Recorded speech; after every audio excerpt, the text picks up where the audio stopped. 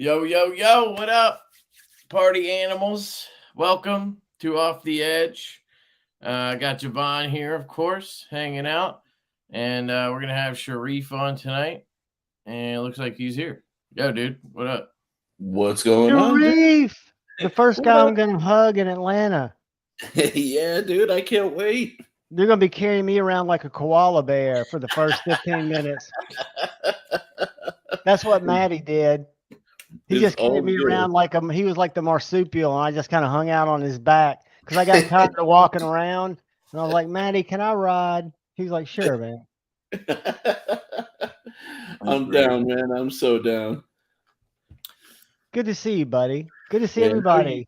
Nut for knives. How you guys doing tonight? We're good. We're good. That's awesome. I had an unexpected nap that almost put me late. Nice. I haven't had a nap in a while, man.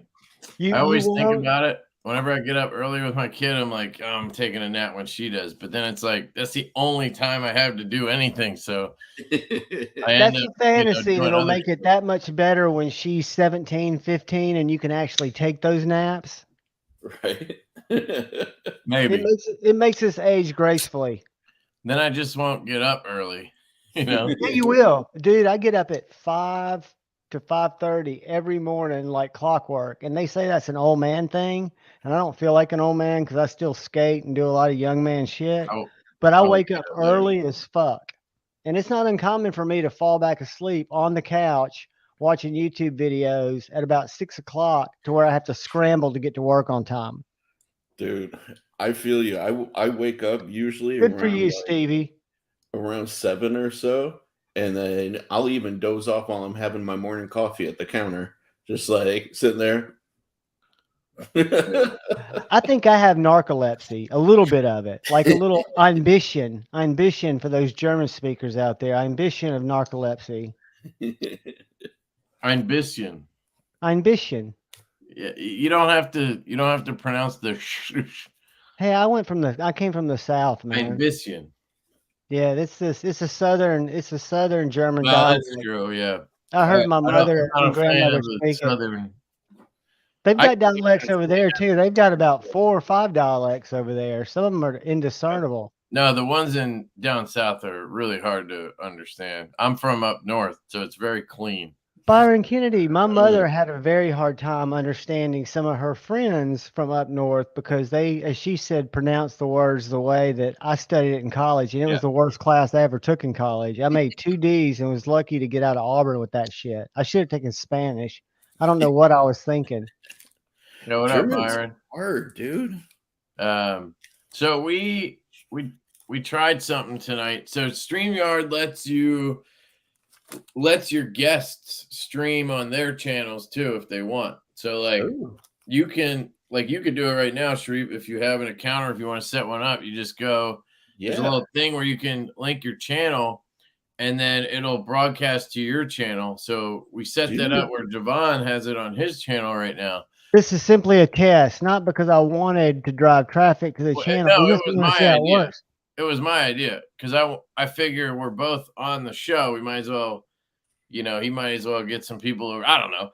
But there is one downside. It seems like they split the chats. And we're not sure about that. That's what it used to be like. So we're looking for feedback. Yeah. Jeffrey Dawson, channel member, thank you for coming, brother. So I don't know how that works. If you're in, I don't know. If anybody here is in Javon's chat, let us know. And then some heads, see if the other people see it. Some icons have what looks like a little link above their head, which makes me think like Jeffrey Dawson and Crispy Critter look like they're linked, that they might see chats regardless of where they're posted. Right. I am wondering that. Yeah, it's curiosity is killing a cat, and I've got. Well, we could go. I mean, you can go over there. It says I can't see my comment. I've got my comments open. Okay, Michael Morgan, you are in my chat. I'm gonna chat back to you in my chat. What do you mean you can't see your comment? Are you jumping back and forth? Dude, okay. I see Mimo in my chat. Yeah, Sharif, see if you can set it up while we're dicking around. I already did. Oh, you did? Yeah. There it is. I can see, like, for me, it shows like a little link symbol. Yeah. And if you can see like NFK 20, he says woo, and Sobek Scooter, he said, hey y'all. Those are all coming from my chat. Oh yeah, here it is. So you just put a different title. You could put a different title and thumbnail if you want to. Yeah. Or I guess you choose. I sent Javon my thumbnail and he I used it. You can put whatever you want.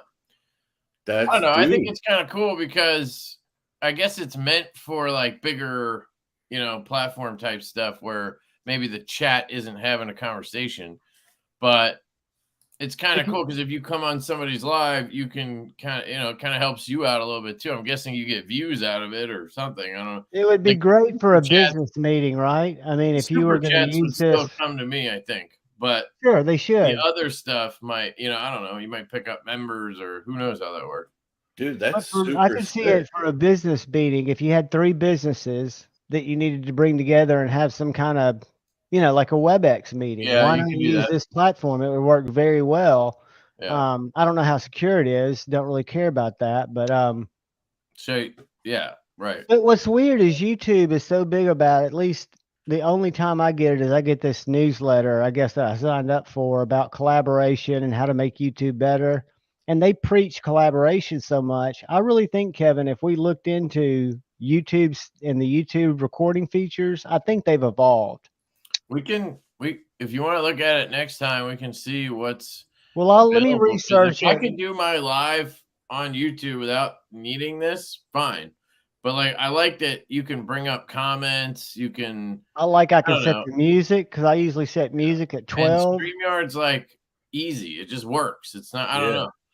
I don't have many issues, but yeah, you can see there's 9 people on yours, 7 on Sharif's, and then 39 on mine. So I guess it calculates them all together because up top here channel member. Up top here it says 60, now it dropped to 53. But what is great for me is I can see in my little chat that I've got broken out. I can see Byron in there, Joe Isabella, who's a channel member, Mike McLaughlin, who's a channel member, and I can acknowledge them for being in there. Jeffrey and Demonoc and Joe. I just hope that they can chat with each other.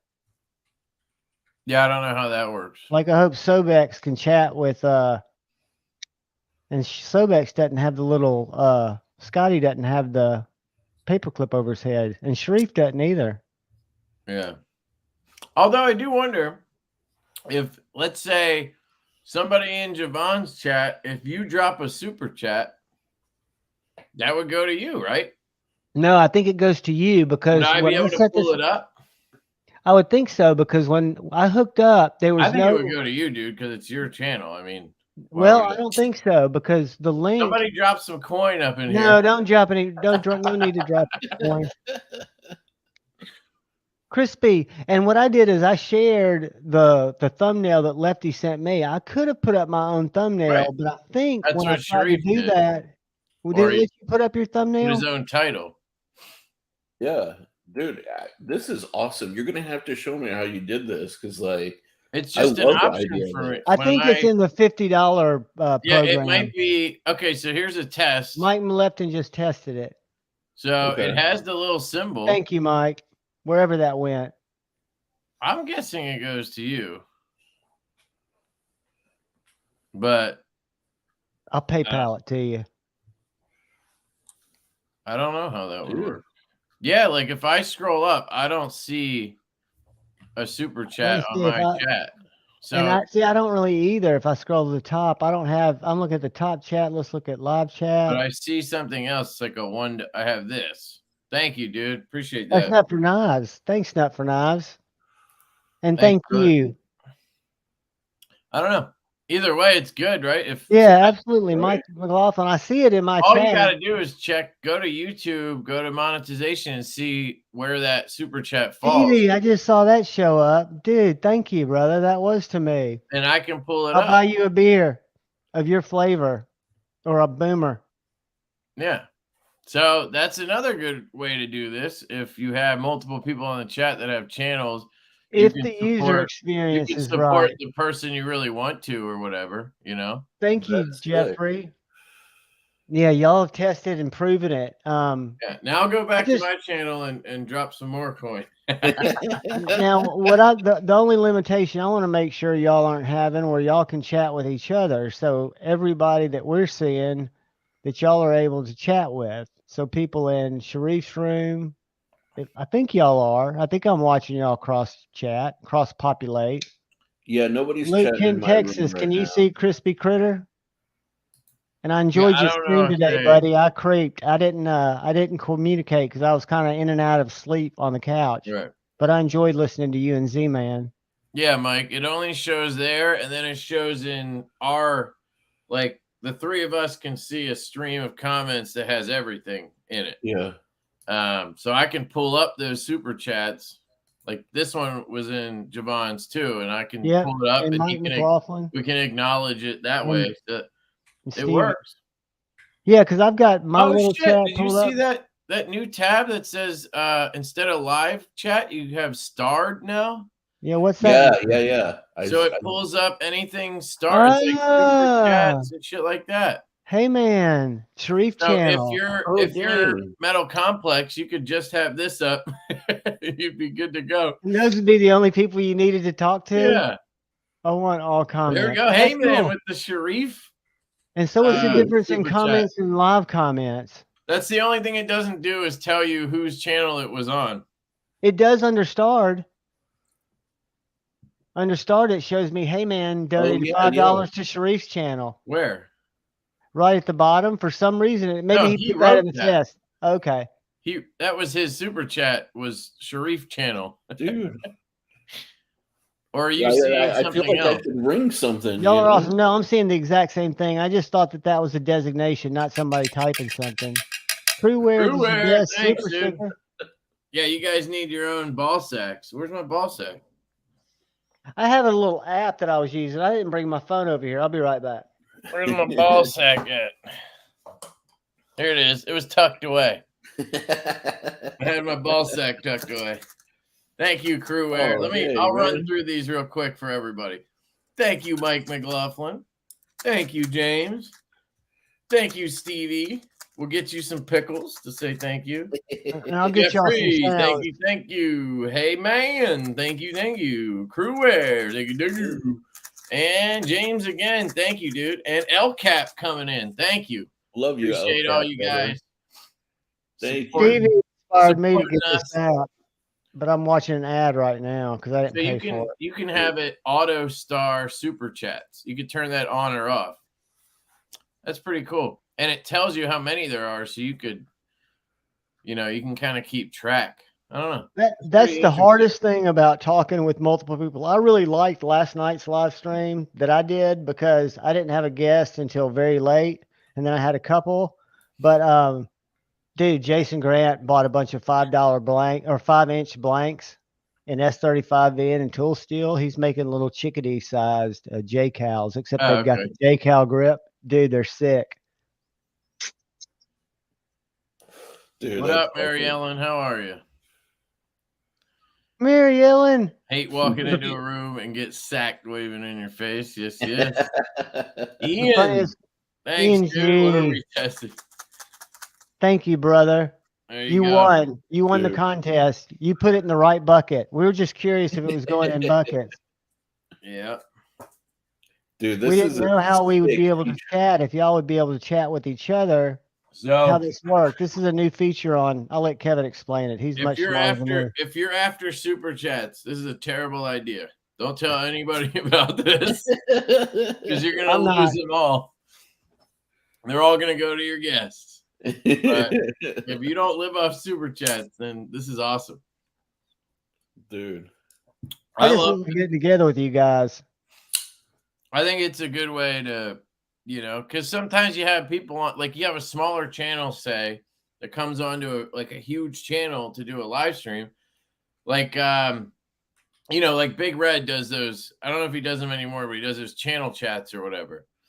Let's say those were live. You could bring that person on and then you can kind of introduce, their audience to shit by having it also streamed to their channel. So. And see, I think that's such a big part of Check out the Knives Kaimano. Live that I hope for, and I still hope for, that it cross promotes people like the Blades Brigade and all these different knife communities that exist outside of our little community, and bring everybody together for a common cause. Because I can't imagine to think that there are a lot of people that are like us, and there are a lot of people that are shysters, because we know there's shysters amongst us too. It's just a community, but I just think that we're a real small part of it. So that's what I like seeing is the crossover. You can link. You can also link Facebook groups. So, like, if you had somebody on from who's like an admin on a Facebook group, they could share. Like, I share all my lives to the Shadow Rangers group because you've got a cool group. Most of them will not cooperate. I've had the hardest time with the last 2 Knives Lives getting me to be able to share that event. So I have to go guerrilla marketing style. The Facebook groups, all of them and I don't say all of them, all the ones that I've been aware of, the Medford group, the Hinderer group, the Vero group. During Knives Live, that's what I use for some of my organic marketing. I put together a real nice post and I send it to the admin and ask if I can share it, because it's a common thing trying to bring the community together for knives rights, right? And they're like, no, absolutely. I get fucking R stamp. So I have to go rogue, which means 2 days before it, I flood their page. I get kicked out. I get my post removed, but usually it'll stay up, sometimes 30 minutes, sometimes 2 hours. And then the reason I do it 2 days before is it gives me time to get and ask for forgiveness and go, I'm sorry. I didn't know it was important. Can I get back in? And about 80% of the time I'll get back in, which allows me the day of Knives Live to spam them again. Because fuck that. I think it's so rude. I'm not asking to profit from it.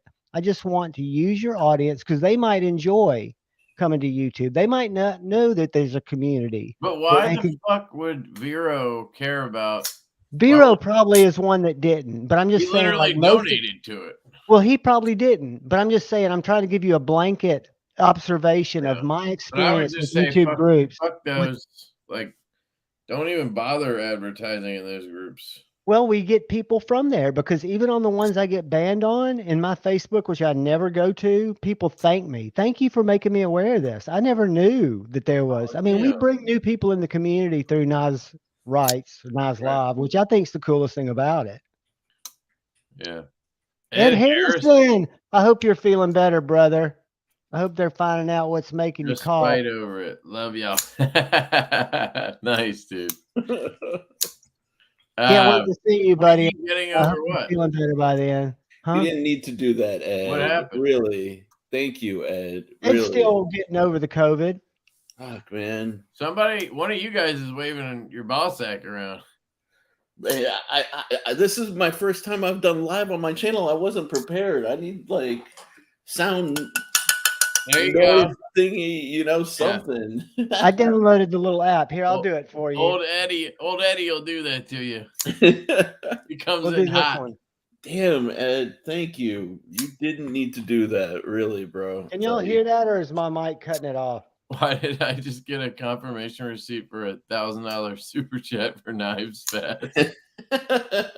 Can y'all hear that cow mooing? No. Really? I didn't hear shit. Well, my mic must be cutting it off because it's too loud. Dude. You not hearing that? I don't hear it. I don't hear it. Good luck, Ed. But you can hear me? Oh, yeah, clearly. Yeah. It doesn't work, man. No, it's cutting. It must be having some kind of filter, which is great because when I'm with Pocket Metal and he goes to scream Happy Metal Monday, it totally mutes it in my ears.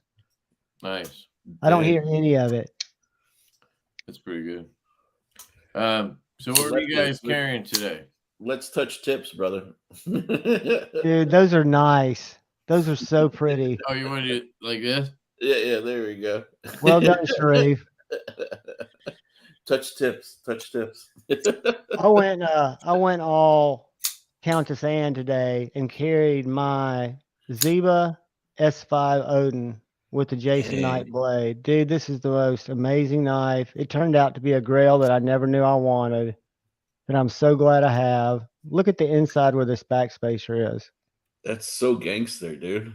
Dude, it's got fucking what do you call them? Ruins? Yeah, It's got yeah. ruins in the handle. Look at my little light. Yeah, it's just runes. Like Runes. RUNE. And they all are a different meaning, right? So I should be able to translate that. What up, Needham?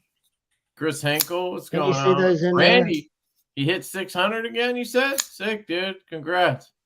Oh, by the way, thank you for the promotion you did the other night. I know it looked like we all lost the subs that we gained, but that was not the case for me because now that I've got analytics and went in and looked like it, even though the pie chart or the bar chart goes up and then down for those 2 days, I gained 130, I lost 50. That's a net win. Yeah, that's a good win. A huge win. And I'm hoping that everybody, if they look at it closer, got similar results where they still came out with a net win. I don't know. Some people said they lost them all, but I don't know. Whatever. I'll try to make people watch 30 seconds next time or something. Remember, it happened with Jared too, and his huge giveaway. Yeah, no, I remember I was one of the channels. I got like a whole shit ton of subscribers and then they just all disappeared. But it's whatever. I mean, welcome, brother. It gives you a chance. Loving your videos, man. We were just talking about you, cartel guys. Who are we talking about? Rochambeau, EDC. Yeah. Edit gang. The one who Cole wishes his voice sounded like, so he didn't have to use an electronic voice modifier. Sup, dude? What's going on, Roll? I gotta have him on sometime, dude. You gotta come on a live stream. He's awesome, man. I think we need to. I think it'd be a good time. And Shane and I haven't talked about it, but I think we need to rope knives live, just the production part for a full 2 days, and bring in some of those guys and have it just be.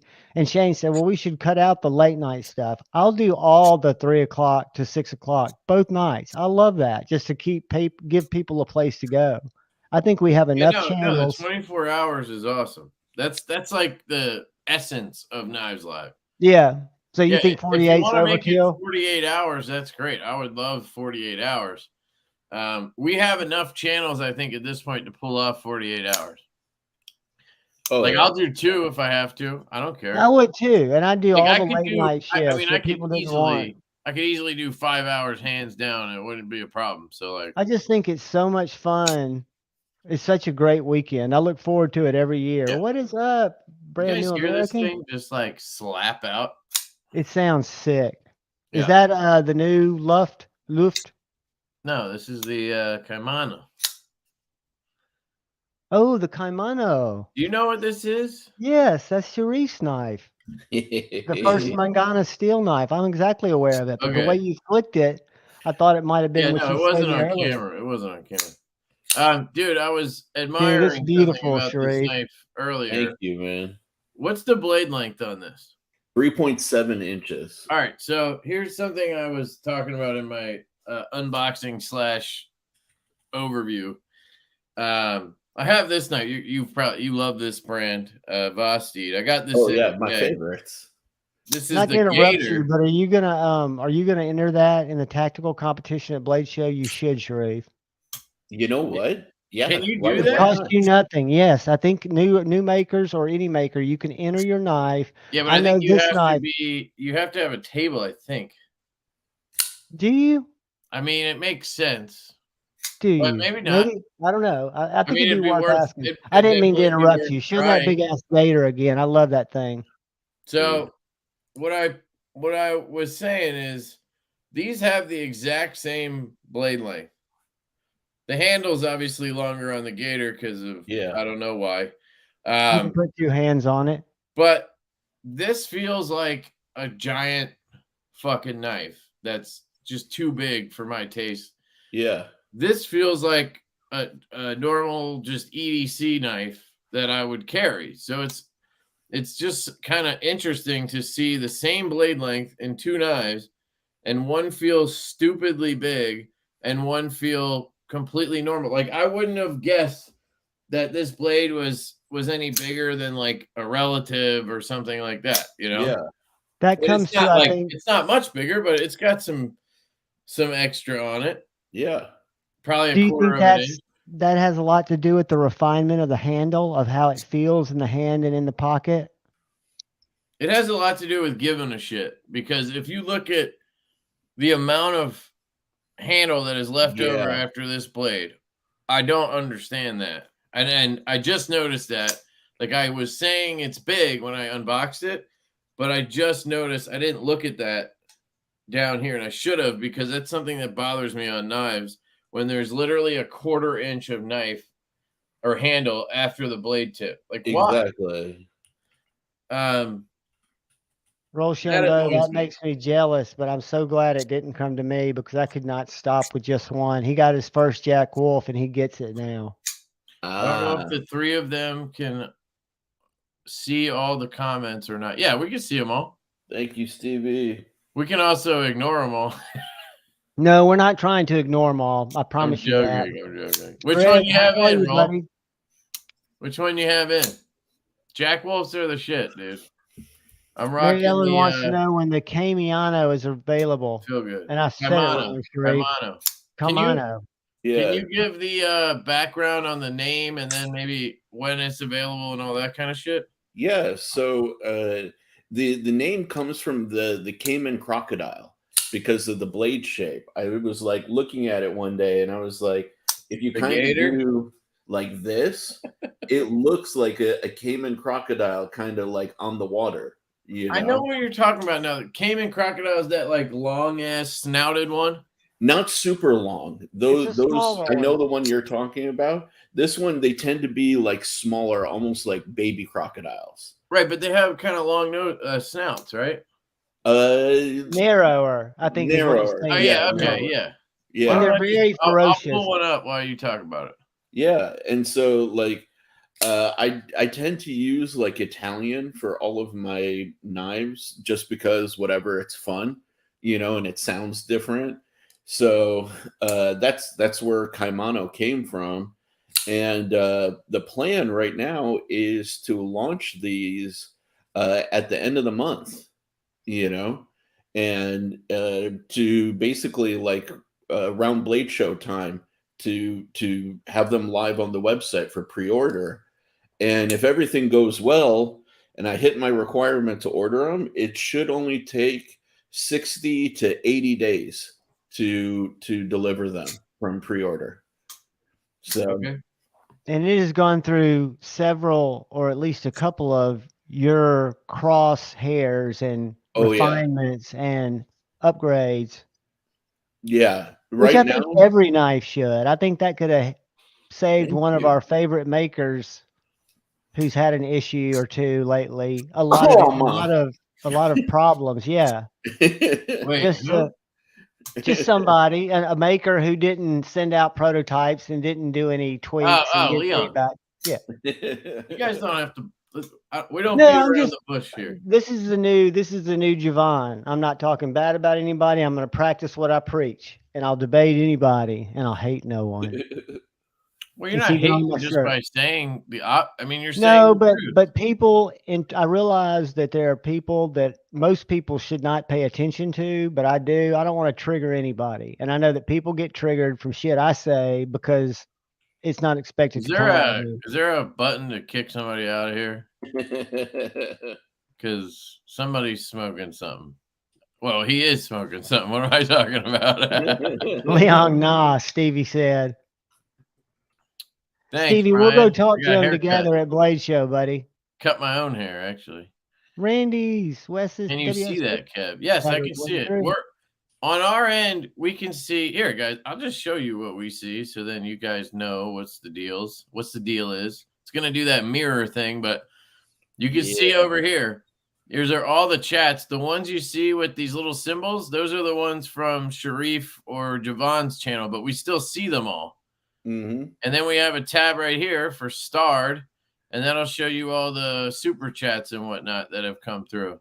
And I'm going to type in here, usually that I talk, and y'all tell me in my chat if you're seeing it when I'm going to say howdy, y'all. I'm going to pull this down as soon as it pops up because this has got to be annoying to people. That didn't come across over here. Oh, there it is. Yeah. Right here. Yep. So just so you know, Stevie, it's not cool if you're not gonna share. Stevie's just mad. Stevie's just mad because he doesn't get them. I carried when you started asking. I started out. I have this is my primary carry, and I carried because it's Saturday and I can. I'm wearing 511 pants that somebody here convinced me to buy without knowing it. I carried the little Barlow BFL, baby. And then I carried my, I forget which slip joint. I think I've got the one I showed you. Nope, I've got something different in my pocket. I think I've got the Max Ace, Kevin, that you don't like. The Beetle. Quarter stops? Yep. Oh, yeah. The thing's so thin, guys. If you're at Blade, I'll smoke y'all out. And I sharpened it today. I've been sharpening all my slip joints on my little Work Sharp field sharpener. So I've been hand sharpening them all real lightly and kind of learning the whole hand sharpening thing. I even got ballsy enough this afternoon to take out a couple of my 4-inch Veneve stones that I use on my Blitz 360 and hold them and do my hones on them and kept the angle. Nice. Because little traditionals are so short, it's easy to learn on. It's not a longer blade, right? So it's really quite easy to figure it out. Damn it, LCAP. You don't need to keep donating. Actually, I did download a soundboard, though. Good to see you, LCAP. Original Goat is going to be a blade show. Need someone to get me black aluminum milled Yojimbo 2 scale. Who said that? Let's go. Jay? EDC Roundtable? You're selling them there? No, on my website to start, EDC Roundtable, we haven't discussed anything yet, or I haven't been invited yet. Hey, Joe, I'm going to tell you a secret. Oh, you're joining the, got it.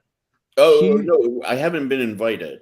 Shoot an Instagram message to Marty at Original Goat and tell him what you're interested in, and I'm sure he can send you with the show special type deal, the scales you're looking for.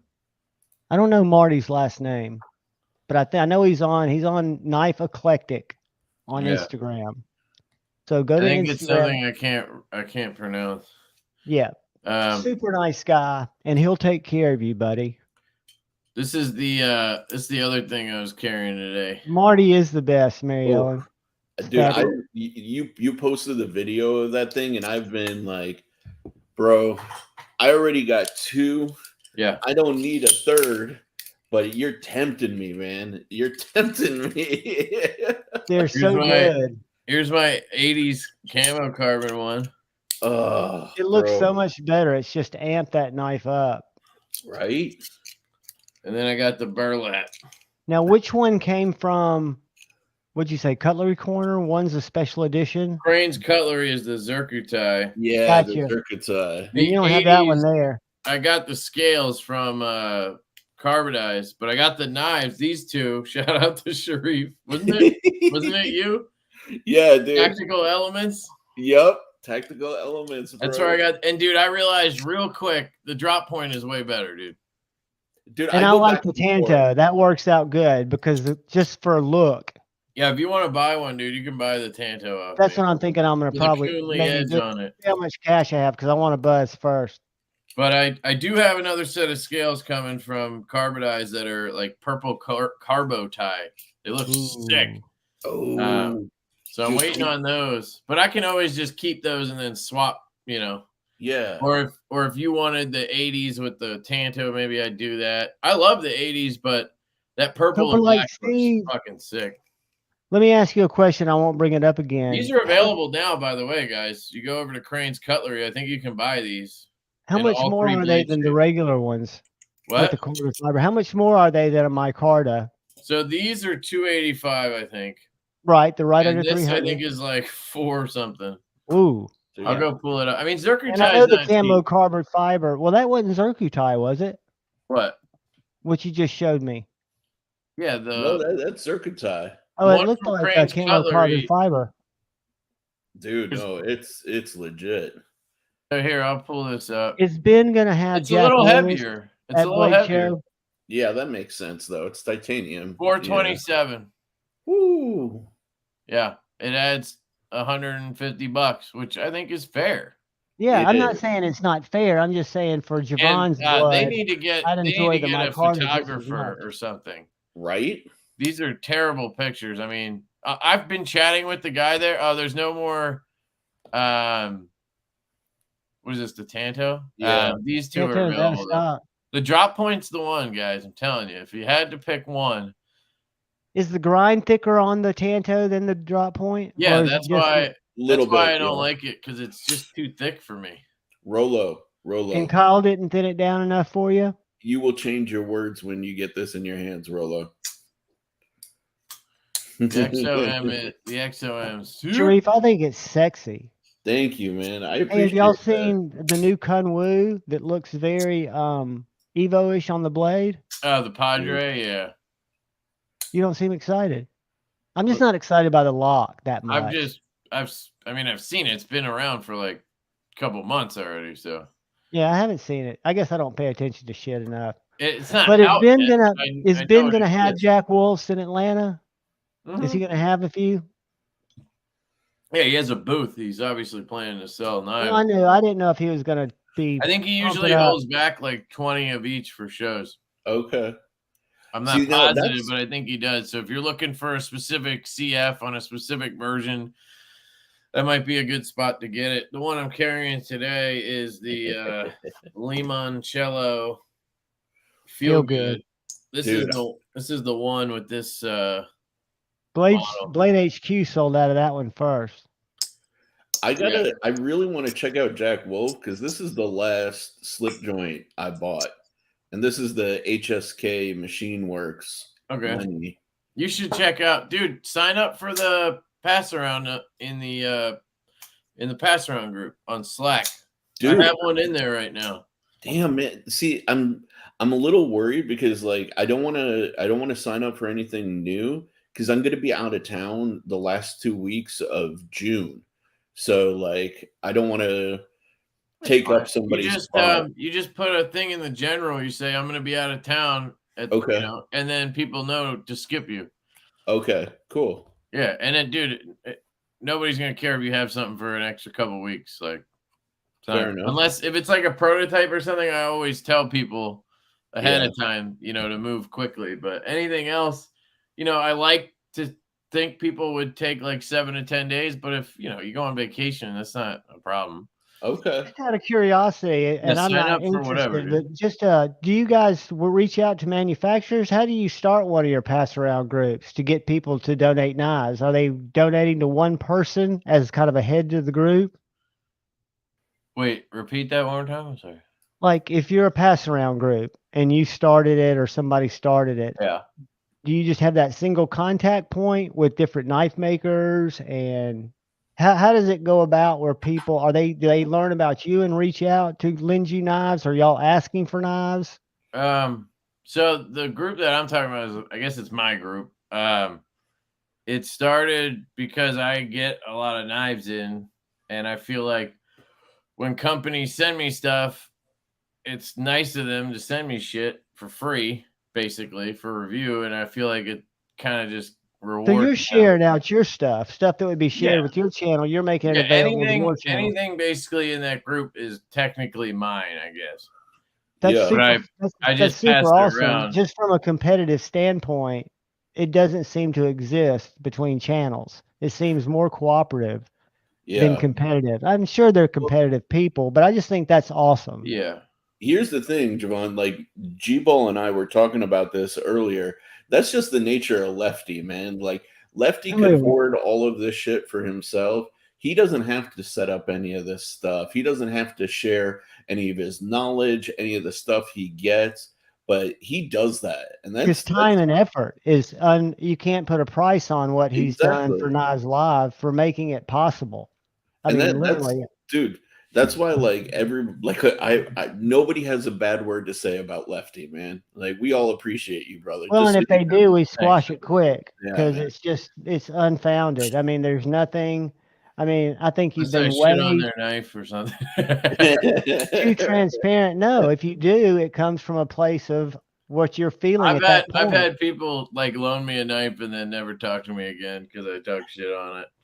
And that's, criticism is it hurts. Sometimes you run into sensitive people, and I've learned to just kind of let it go. And I'm as nice as like I can be. I'm not, but if I get something in for review and it's not my style, that's what I say. But I'm not being rude about it. Yeah. But some people take that to heart because it's their knife, especially if it's like a custom or something. But it helps people make informed decisions. Okay. And sometimes a bad review will help someone buy it because they know what you like and dislike. And it might be something that they think they can work past and they have a great experience with it. Because you're rarely getting in super crappy knives. So that's the good thing about, at least for me, I'm reviewing what I've got and had in my collection. And I'm just I've really evolved a lot. When I look at the slip joint rabbit hole, which I've bottomed on until I get a Jack Wolf, it's just, I would have never thought 4, 5, 6 weeks ago that I would ever have a need or look at the slip joint section of Knife Joy or go to GP Knives and put in slip joint. To me, it's almost like what has happened in my brain to make me all of a sudden accept and like these. You need to just avoid Jack Wolf then, because it fucks you up. You can't like anything that's. I know. See, I know my limitations. That's, dude, believe me, I'm not. It's like getting a Shiro as your first knife. Like it's not that I'm worried that I'm not going to like it, that I think it's going to be not worth the $300. I'm not thinking that at all. Yeah. 100%. I'm thinking it's going to be 300 times 14, 15, 20. Yeah. Guys, check out his NAF sale post for his Mokutai Penguin Plus. If anybody's looking for one, check that out. I'll tell you, if anybody's looking for something adventurous, there's a Wilkins. I forget the name of the knife, but it's a custom. I don't think the maker's in business anymore, but my buddy E2Z bought the larger version off NAF sale. It's on there now. It's called Wilkins Knives, and he makes a really cool, reminds me almost of an Avant, a Luft Concept Avant blade, but it's got a deployment hole, an axis lock. You want to just share the thing, or? Yeah, I'll show it to you real quick. Let me go to NAF sale. Oh, Sharif, I'll make sure you're the first one to get the gator. Dude, I didn't tell you, man. Or did I? I can't remember. It's been a little while right now. But they were pissed, like even a month later after my reviews. And what do you mean pissed? I'll put it this way. I heard through the grapevine that they talked to my OEM and asked them if they instructed me to give them a bad review. They thought it was a hit piece. And why are people so petty? And I'm like, bro, I gave my opinion. Like, I own it. Like, that's my perspective. And dude, I up until earlier this month, I was getting hate comments, on YouTube where it filters out comments for review. I was like, oh, let me check if I got anything in there. And I was getting one step below death threats for my review. Yeah. Dude, ironically, they stopped sending me stuff. Oh, really? Right around that time. And then recently I emailed them a couple times. I was like, yo, are you do you have anything you want to send me? Do you have an issue with my content, or because if it's fine, I'll move on. I'll pull your affiliate link out of my description. I just feel weird when I have the link down there and a company's not really I'm not really cooperating with them anymore. It feels weird. So I just kind of emailed them about it. And the first time they kind of just blew it off. And then the second time they were like, oh, and they said, it's all good. And then they would send me the gator. And I asked to check out that new one that looks crazy, the compression lock. But yeah, I thought it was interesting that it was right around the same time. Damn, man. That happened. Because those were the ones that I was passing around, right? I don't think you ever said that, but I don't know. Maybe it was. And maybe it happens No, with I bigger didn't. companies, but like when Jason sends a knife, all he asks is that I let him know first, not that I don't do the review, so he can make changes, and that I mention in the review that he's aware of it, and if he agrees, he'll take those changes into consideration. Yes, that And is I've only one way reviewed a to do couple of it. knives, but I think he's doing a service for himself. It's helping him come up with a more viable product. He's getting feedback from people who might buy the knife. I don't see why everyone Some wouldn't people do won't that. do reviews that are negative. Like if you talk to Jim Skelton, he doesn't like.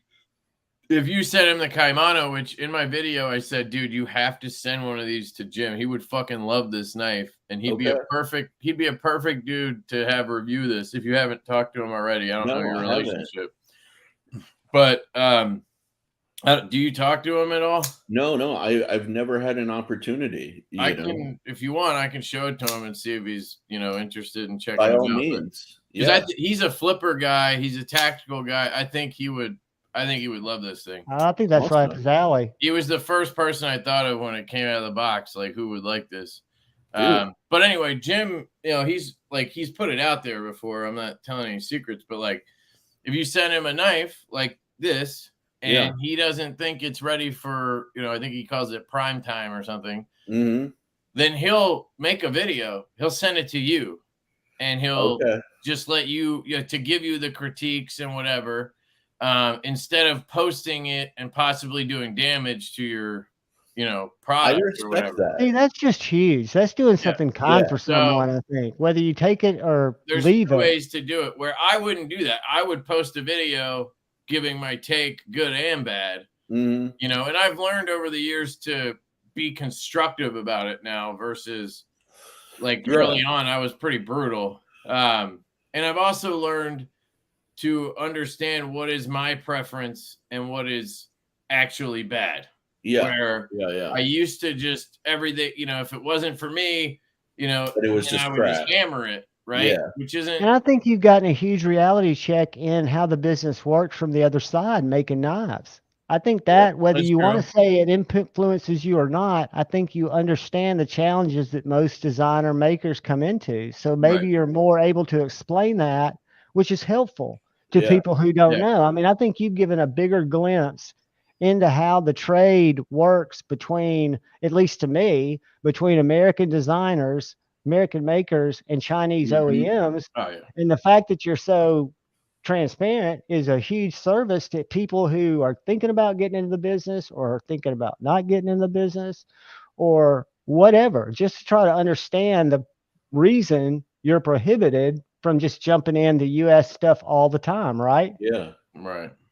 Dude, and from my perspective, the reviews I didn't like slam them for slamming's sake. It was constructive criticism. I'm like, dude, if you're doing this doesn't work, yada, yada, yada. It wasn't like I said, oh, here's a pile of poop. Come on, Yeah. But, and I rarely buy knives that are, every now and then I'll buy budget knives that I've never heard of, but usually it's something that someone's made me want to bring into my collection, either for the channel now that I have a channel or because I want to try it. So most of my experiences are going to be just sharing the experience. I'm rarely going to get a duck, but when I get like a Blade HQ situation like I just did, or an Atlantic Knives, I will fucking shit on them. What happened and to I actually Blade HQ? They're fucking douchebags. What happened? They Sorry, it's not a big deal, and you tell me if I'm out of line, because they offered to make it right in their mind. So I told you I bought this knife, this Anzo, this Jens Anzo root, because it was advertised on their site as titanium and N390. They had a raw titanium for $139. This was advertised at $119 on sale, which when you're reading the two descriptions, whether you read the main description or you click in the description, check the chat. It shows titanium. So you think you're saving $20. So I bought it. It came in, I did the unboxing, loved the knife, but I was like, man, that feels like aluminum. So I wrote their customer service an email saying, hey, just wanted to check before I do the full review. I ordered this knife from you guys that on your website's listed as titanium. I think it's aluminum. You might want to check that. and let me know because I've got a review to do. And if you want to send me the raw titanium, I'm happy to send you this one back. Just joking, but I didn't say haha. So anyway, I get Kevin. He's a fantastic gentleman, but he's basically pulling customer service script saying, John, thank you for bringing that to our attention. We have notified our team to make the changes on the website. I can understand how you might be disappointed with the knife. Let me know if you'd like us to send you a return label and we will issue a full refund. Keep in mind it could take, I forget how many days to get the refund. So he made everything right. Yeah. I didn't want to send the knife in. I was like, okay, how about if I send you the knife with $30 wrapped around it and you send me back the titanium before my review before Blade Show? Or you tell me a way, is there any way I can just send this knife back and get the titanium and pay you the difference plus cheese if you need me to? Is there any way to make that happen? It took a day, and I get another obvious scripted email saying, John, our policy prevents us from doing that. We would have to issue you a refund after we return the knife, and then you could buy the knife that you originally thought you were buying. So personally, from a customer service standpoint, if it was my company, first of all, I probably would have just sent the titanium knife and said, swap me out. Sorry that we fucked you. And no telling how many other people. I would have. And then I was talking to somebody today, and just like with the little Black Mirror situation that they remedied, how much of these little shenanigans are truly accidents, or how much of these shenanigans are profit grabs? Because they sell this knife for $10 more than Knife Center. If I go to Knife Center right now, I can buy this knife for $99.99. Nobody goes to Knife Center. If you go to Blade HQ, you can buy it on sale for $119. Sells a lot of knives. I know. I'm just saying, I'm not using them as a gold standard. I'm just saying, usually you would think Knife Center and Blade HQ would be about the same. When Knife Center is $10 less, it just makes me think Blade HQ had a reward system. They have nothing. I mean, I'm surprised. I'm glad they're starting to work with influencers. Dude, I'm glad they're starting to work with channels. I noticed Metal Complex got a big box of knives from today, and I know Jared's got some relationship with them. I've got that knife down there, Kevin, if you want to share it at any time. You know why they started doing that, I feel? Because I did that video I linked to you, man, where like I basically said Blade HQ is completely out of touch with the community. Dude, their videos, like the knives they recommend in those videos, it's like it's 1947, right? There's, it's like the Spider Coat Delica 4, and it's like, are you kidding me? Like I saw Ben recommend this 12 years ago. Exactly. It is weird. Now I like Blade HQ, and I link their stuff a lot on my channel because they have everything. Yeah, and they're part of the affiliate thing that I use.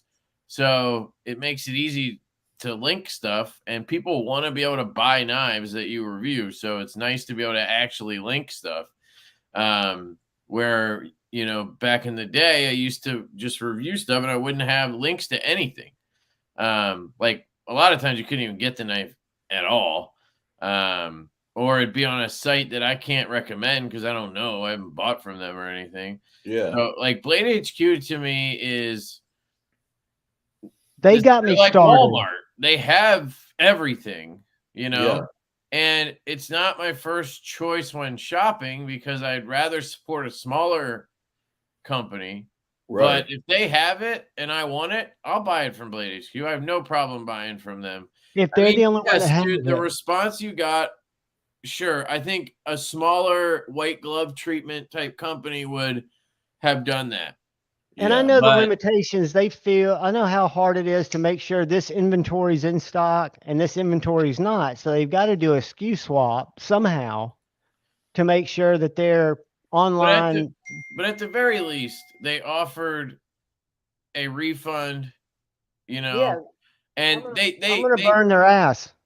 What? I'm going to burn their ass. What I was going to show you, pull that picture up one more time and see that little T8 pivot, this little T8 screw right beside the pivot. Do you know what that's for?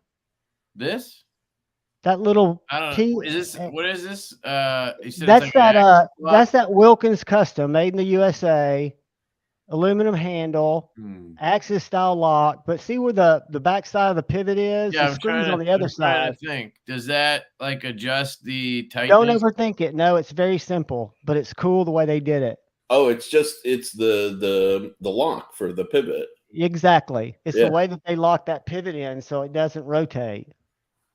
I It's think that's cool. Captive system, you're saying? Yeah, it's a captive pivot system with that extra. That's the stupidest thing I've seen.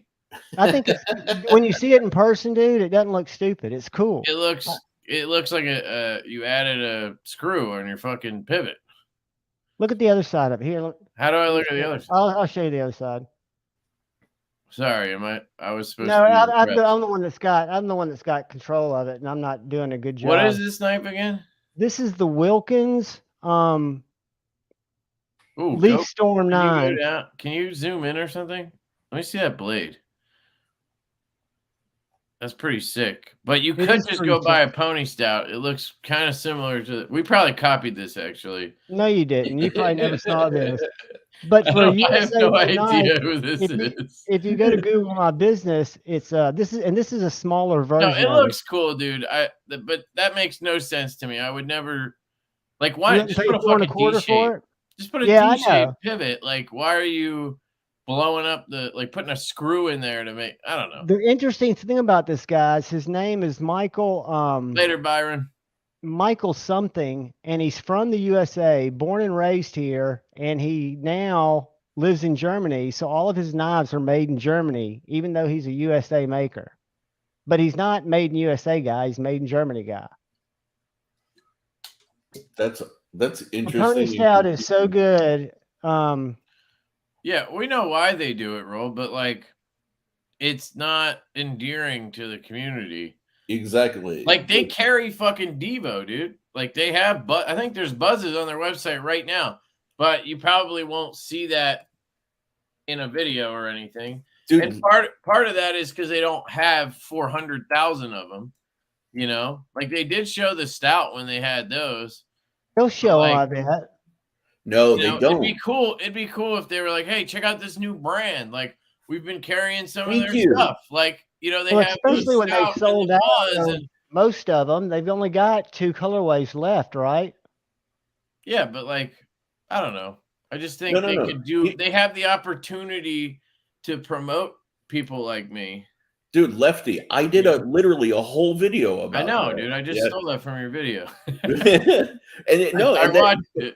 You're 100% right though, because like, dude, they've got you're right. They've got Arcane. They've got fucking they've sold Luft stuff. Yeah, and like, what does it take for them to do one 10-minute video that says, "Oh, hey, you know, we're not going to promote a PM2, a bug out." How about out. a boutique brand video, dude? Thank you. They do these types of videos with different topics. Boutique brands. Boom. As a simple business decision, you just got 4 different knives from an unknown maker, the second maker's knives you've gotten. They're listing for $330, and you sell 2 of the SKUs out immediately. Does it not make sense to you as a dealer from a business standpoint to promote that small brand, knowing that you can next time buy more? So I think because they're all about profit. Their thinking on it is this: we have X amount of products and we have to sell whatever, right? Well, we just brought in this knife, the Buzz, right? And we have, however, I think I sent them like 40 on this batch. I have more going to them when the final shipment comes, but I sent them 40, right? If they can sell all those within a month without doing anything, they're happy with that.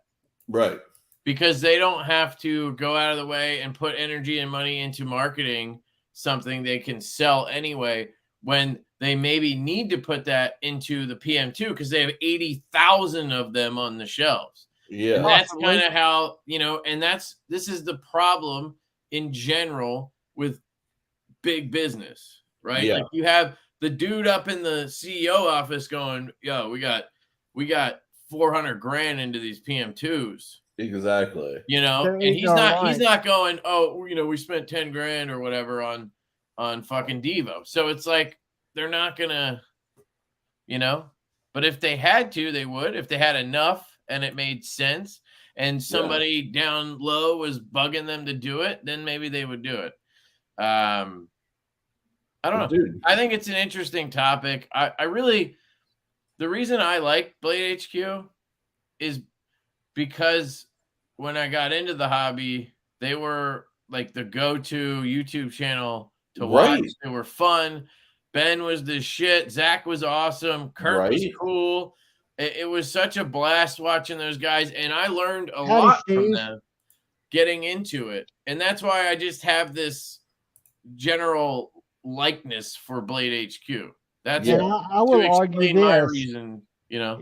If we did not and I do know work with them, you know, as much as we thought we knew about knives, if we were still new in the hobby, we would still be attracted to the new people on Blade HQ because they do a great service in making a lot of things available to somebody that's new like me 2.5 years ago, because I bought 85% of my knives from Blade HQ, another 10% from Knife Center, and a few from Knifeworks for the first 1.5 years. Everything I bought was from them. Yeah, no, I bought from Blade HQ, White Mountain And Knives. I think from a designer I bought a lot from. It only makes sense for you guys to get in as many different dealers that are reputable as possible. You want diversification of that audience, do you not? Yeah. Do you not want to be in Smoky Mountain Knife Works and Blade HQ and the little guy? Yeah, I want to be everywhere, but I also know that I don't have 80,000 knives to sell. So like, you know, I have the relationships I have some dealers that I've talked to that I want to sell knives to. I just literally don't have any knives to sell to them unless I sold every dealer like 5, you know. Right. So we need to work on our quantities and getting more and figuring that out. But we try to play the game of where, how many do we order? I don't want knives sitting on the shelves, even if they're bought by a dealer. I don't want knives just getting dusty on a shelf. So I don't know. Like, I feel like we try to be sort of. Y'all are very cautious. I think you're very cautious in what you do, and I know you're trying to say you want to balance it out perfectly. Well, it's not that. It's just that I don't want to have 8,000 stouts on the market, like, because that cheapens the brand. I agree. Well, no, the reason I think Colin and I both, you know, he's a designer, so by nature he wants to pump out designs, and I'm not a big fan of the same thing over and over and over. Yeah. I used to get pissed at Vero, I think it was, because it was just always the Impulse, right? Neutron, coming out, or the Synapse, you know, and then he dropped the Axon, and you know, he doesn't have a shit ton of models, but he's diversified a bit now. Yeah. And that was something that always bugged me early on, you know. And I love Joseph, and he obviously has played the game right. He is. But like, I don't know. I think personally, I'd rather have 10 models and have, you know, a number of each of those out there versus one model, even though the stout would probably do well if we were just pumping it out, or the mash. But we want to try new things. Like, we want to do different stuff, and we constantly want to improve. So that's another reason you're just not going to see that happen from us. We're not going to just reorder and reorder and reorder. No, I'm not suggesting that. I'm simply talking about relationships with dealers. It would make sense to me that you would want the maximum expansion of relationships, because you can release more knives as exclusives if you want to, or as different colorways, and you're not having to fund them. That's correct. But you also have to play the mental gymnastics and the business side of things where it comes to profits. Do they want to pay you right away, or do they want to pay you 90 days? What? Do they want to pay you right away, or pay you like 90 days or net 180? I usually let them do what we do. So like we get charged 30% up front, then we pay a 70% final payment before knives are ready to ship. And I usually just transfer that to the dealer. So they'll pay me 30% up front, and then I'll send them an invoice for 70% when the final payments due. That way they're more likely to order and order more.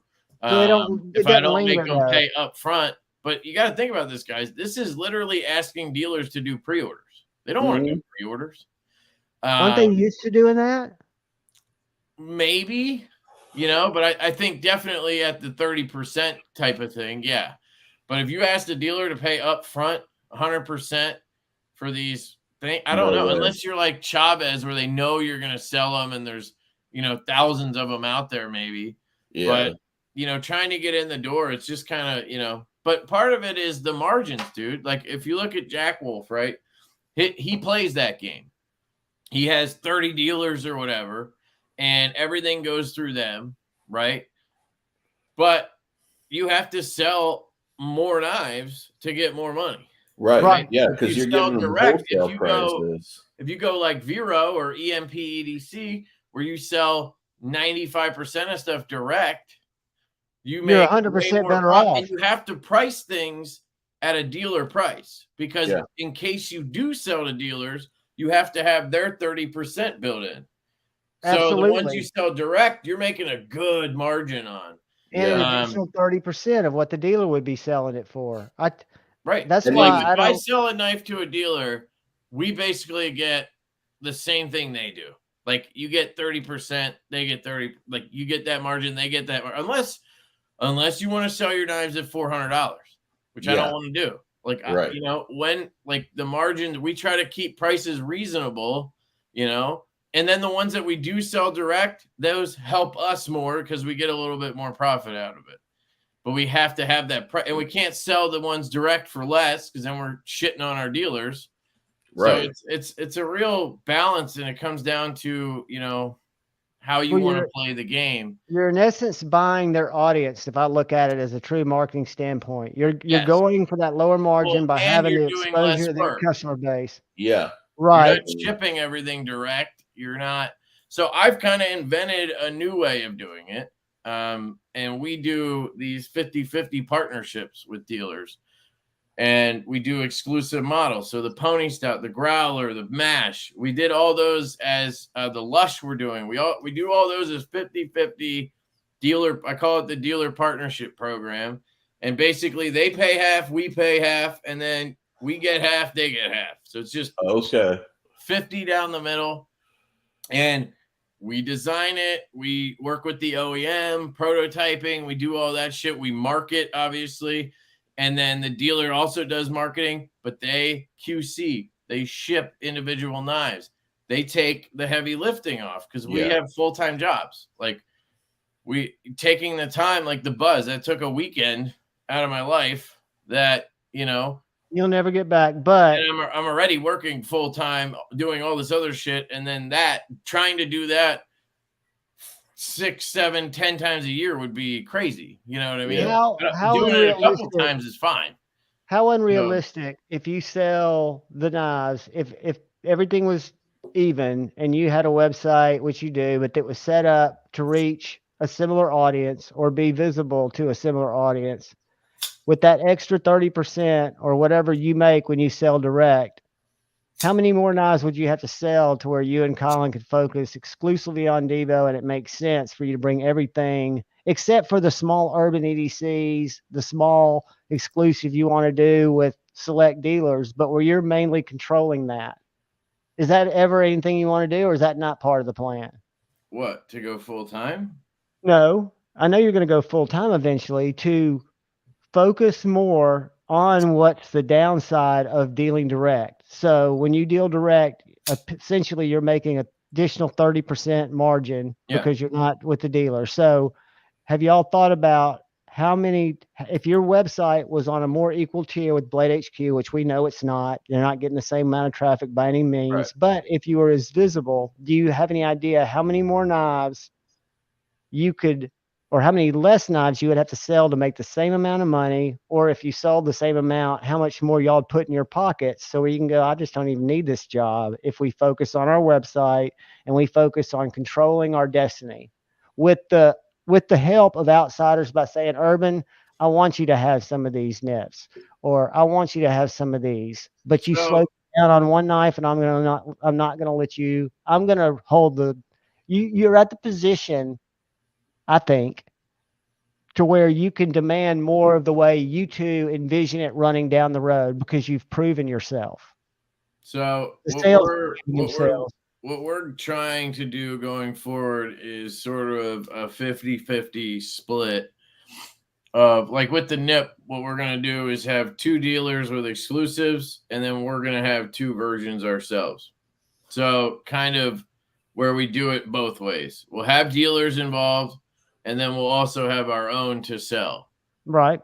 So that way it kind of, we don't have to ship X amount. I think we're going to do 500. We don't have to ship 500. We only have to ship 250. 250. And you're making that we get more profit from the 250 we sell direct, right? That affords us, this is another reason we do this kind of stuff, is that affords us to take a less margin on the ones that go to dealers, right?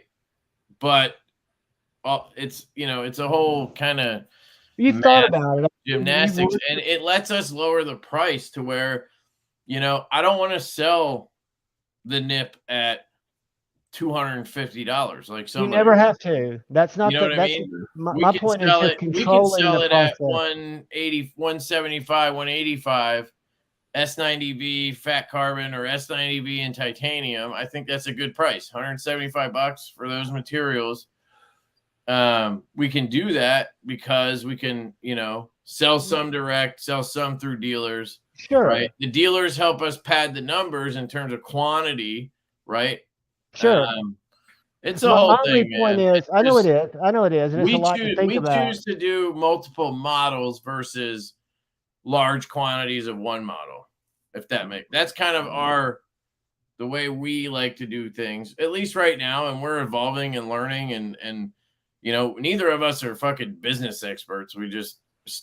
I drew a knife on a napkin and this happened. So, well, right. And you're learning the best way that you can learn. And my only point is, your dealers are getting a very good deal, like they do from all their manufacturers, for the amount of effort they're putting. All they're doing is taking advantage of their buying people, right?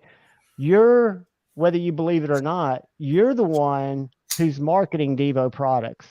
Yeah. You're doing it. You market it for all those guys. They're not paying you advertising fees. So all I'm saying is, at some point, you're already doing the heavy lifting. So if that 30% that they get, not the physical heavy lifting, but here's the thing. I think the answer to your question is, if when one of us or both of us go full time and have the time, right, then we'll pull back. That's what I would think your long-term plan would be. And we'll still do dealer, we'll sell to dealers, exclusives, whatever, but we'll do more direct because we can, because we'll have the time to actually do it. And it'll be worth it because it'll be paying you dividends to do so.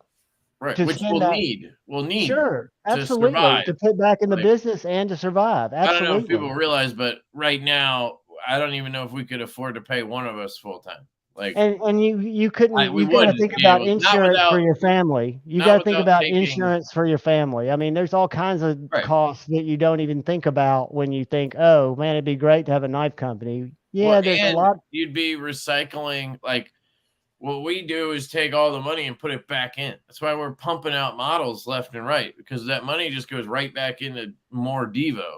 It doesn't go in our pockets. Like, we literally paid ourselves for the first time last month. We decided to start doing a quarterly payment of like $2,500. Nothing, honestly. Yeah. For the work we put in, that's nothing. We just started doing that. We've had the business for, a year and a half or whatever. So, all of the money goes back in, essentially. And if we start pulling money out to pay one of us to go full time, that leaves us less funds to do stuff, and we like doing stuff. So it's kind of like it's a big juggling act. Which, by the way, is the smart value. Yeah, it is. Because you build it and then you go full time. Because the thing is, there are some knife makers / designers who don't play that game. They don't prototype. They just do their standard models, keep on regurgitating them. Right. they pull out all the profits, Oh, yeah. and they go buy themselves a jet ski. And it's like, bro, that's not the move, guys. Like, what are you building? You know, you're just pimping the community, you know. Well, some guys do it as a side thing, like, and rub it in their face on your Instagram. I think sometimes sometimes I think it's a money grab. Like, a knife maker is like, dude, I can just put a production model out and just take, you know, and then I make 40 grand or whatever, and boom. Like, and I think that's fine if that's how they want to roll. That's fine. See, I don't have a problem with the custom guys doing that. Some people like shit on the custom guys for it, but like, let's be real, right? Like, the custom market like ebbs and flows really hardcore. It's not smooth sailing with like constant work. You know what I mean? So those guys want to release like production knives and pad their bottom line and buy themselves machines to make better customs. Exactly. That's what Sparrow Knife Co. was. He said that. He's like, I'm doing this production stuff so I can make more customs. Better customs. And those guys I got no beef with. It's the ones who are just like knife designers, you know, who just sit there. Nobody's about a crappy product. An unsuccessful businessman. It's and then they like essentially like pimp the community to get some money and freaking, you know, like I said, just that's a moral question, I guess. It's not really. No. It's like, totally a moral thing. It's not really something I have a problem with. It's just not what I would do, or I might not support that person if I see them do that. But that's, everybody can make their own. There's nothing wrong with it. Yeah. Oh, do it your way, but just I don't know who you're talking about. Dude, I'm full of shit all the time. I don't know if from the outside you can see the trajectory that you have. So I'm just saying, ride that shit kind of like a power surfboard. I mean, use it to your advantage to get it the way you want it for each situation, because I think you've earned that bargaining right if you need it. I mean, you've got the clout because your shit sells out in no time. What up, Casey? Casey? Yeah, there's a whole lot of ugly on the screen. Basically, we want to put the money back in so that we can grow it faster and more, or whatever. Yeah, exactly. and then have something in the future to go to versus just draining it now. Get your jet ski in the future, bro. Well, I want a fleet of jet skis. You know what I'm saying? Yeah, exactly. I don't want a fleet of jet skis, but. You want to be able to one day walk into your manufacturing facility like somebody whose name I won't mention to polarize the touchy audience, but you want to be able to go into your workplace, have your office, and have them making knives. You know, have American families making knives 10 years down the road. I mean, it's all part of an evolution. I'm trying to build a lefty empire over here, right? Dude, I think it's still funny that you started with use you as an OEM, like USA made blades. Lefty burgers.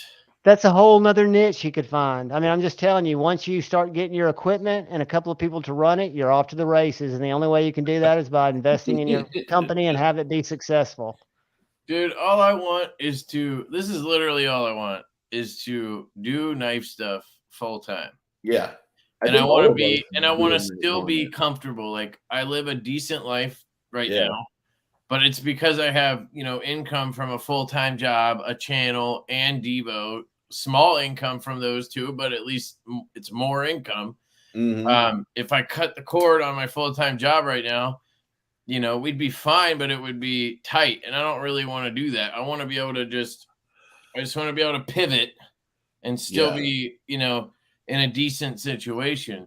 I'm not trying to get rich. I just want to have a decent do what you love amount of money and love what I do. Yes, that is for me. It's about the passion, not the money. That's the American dream, I think, is to be able to do what you love and make a living doing it.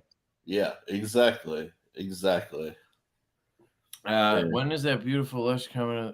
Do I have one? I still have one. I sent the protos to Colin for Blade Show. What's up, drink water? We are not doing the White Storm, though. We're doing this Arctic we're doing a lava flow, and we're doing 80s camo carbon. That's looking good, man. Yeah, I mean, they're just all sick. This thing's sick. That was something I wanted to ask about the Kaimano is, this has me questioning if Kaiser is doing Jack Wolfs. Right? That finish you don't see very often, and that is the exact same color tie. Damn near, dude. I think it's identical. Man, I've been trying to figure out who does Jack Wolf, and like it would be funny if it was somebody that obvious. And Kaiser can pump knives out. Yeah, tell me that wouldn't make you think that Kaiser's got their shit together even more. But does Kaiser? The one thing is, I don't think I've seen a Kaiser with a belt satin though. Yeah, I don't know that I've seen them do a belt satin. Have you asked about that? Because this thing would be perfect. Dude, I'm gonna ask them based on your feedback, man. But could they use another blade if it company? had this finish, dude. I love belt satin. You're the horizontal up here, dude. It would be good to see you drink water. Hell yeah. Yeah, it would be amazing with that finish. Mike McLaughlin, everybody needs jet skis. I agree. Chinese kids need to be zipping around too. Everybody needs a punctured spleen. But yeah, these are two knives I would look out for this year, guys. Really digging both of these. The RWB from Luft and the Kaimano. See what you can enter that in, Sharif, in terms of tactical knives. I'm telling you, that is a dude, it's really good in a reverse grip, dude. I'm definitely gonna do that, man. Gas station grip. You got that rib back spacer, geared back spacer. This is a tactical knife, which I was surprised that it won the tactical knife of the year when it was put up. Did you pick this up from the CKF? No, actually, that's just something I've been doing. If you see some of my knives, like the Ruckus has like a pseudo geared back spacer. It depends. Like if I do a more tactical knife or tactical inspired knife, I'll always put some. Dude, having it right here is fucking awesome too. And I was wondering, would it be too much if you did it on the clip? I'm thinking about it. I'm definitely thinking about it after your feedback. I think it would tie it in because what I was saying is the belt satin, and the only other thing that stood out to me on the knife, which is not really like an issue or anything. It looks good, but the clip is not as over designed as that sounded bad. Not as thoughtfully designed. I don't know how to say it. I know what you're saying. Not as integrated. Yeah, I guess like everything else seems like you spent a lot of time fucking detailing, and I know it's because you made it reversible. Yeah, and it makes we know firsthand with Divo stuff, it's a bitch, dude, to make a reversible clip and then have it also kind of match the lines and everything because it has to flip over. Exactly. Yeah. But I think if you geared it, then it would kind of add that little touch that might bring that character back in. Tie it in. Yeah. I feel you, man. It's actually like good feedback. I appreciate that. Is there a cutout under the clip? No. No. It looks like there's one. No, it's just flush.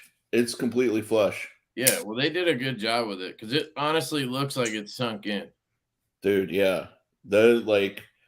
We went back and forth because, dude, the first clip I did was like almost like a good half a mil thicker, and it was a pocket ripper. Yeah. Like, it was bad. It's a very good functional clip. Everything about it's really good. The other detail that really stood out to me is if you guys look at any, and I know this from the Stout, and if you look at any bolster lock, right, and I've handled a shit ton of them at this point. I mean, here's like a Vero Synapse. If you look at any fucking bolster lock, this area right here on the lock bar where the scale of the inlay transitions over to the lock bar is always a pain in the ass. It's always fucking sharp as balls. And it's just a hot spot for some people. For me, I never really land on it and grip my knives tight enough for it to be an issue. But the way you design this how it kind of has a coffin shape. Yeah. And the way at least they chamfered this edge, it's literally the best bolster lock transition I've ever seen on a knife. So one of the secrets to that is like, and I did this back with the Grazioso, right? Is when you put an angle on the bolster right there, it resolves that sharp edge a lot of times. Kaiser and I, we talked about that, just softening that edge a little bit too. But if you lay back the angle, specifically where the lock bar transition is, that eliminates that. Because, dude, I have a Vero Synapse XL with my Carta.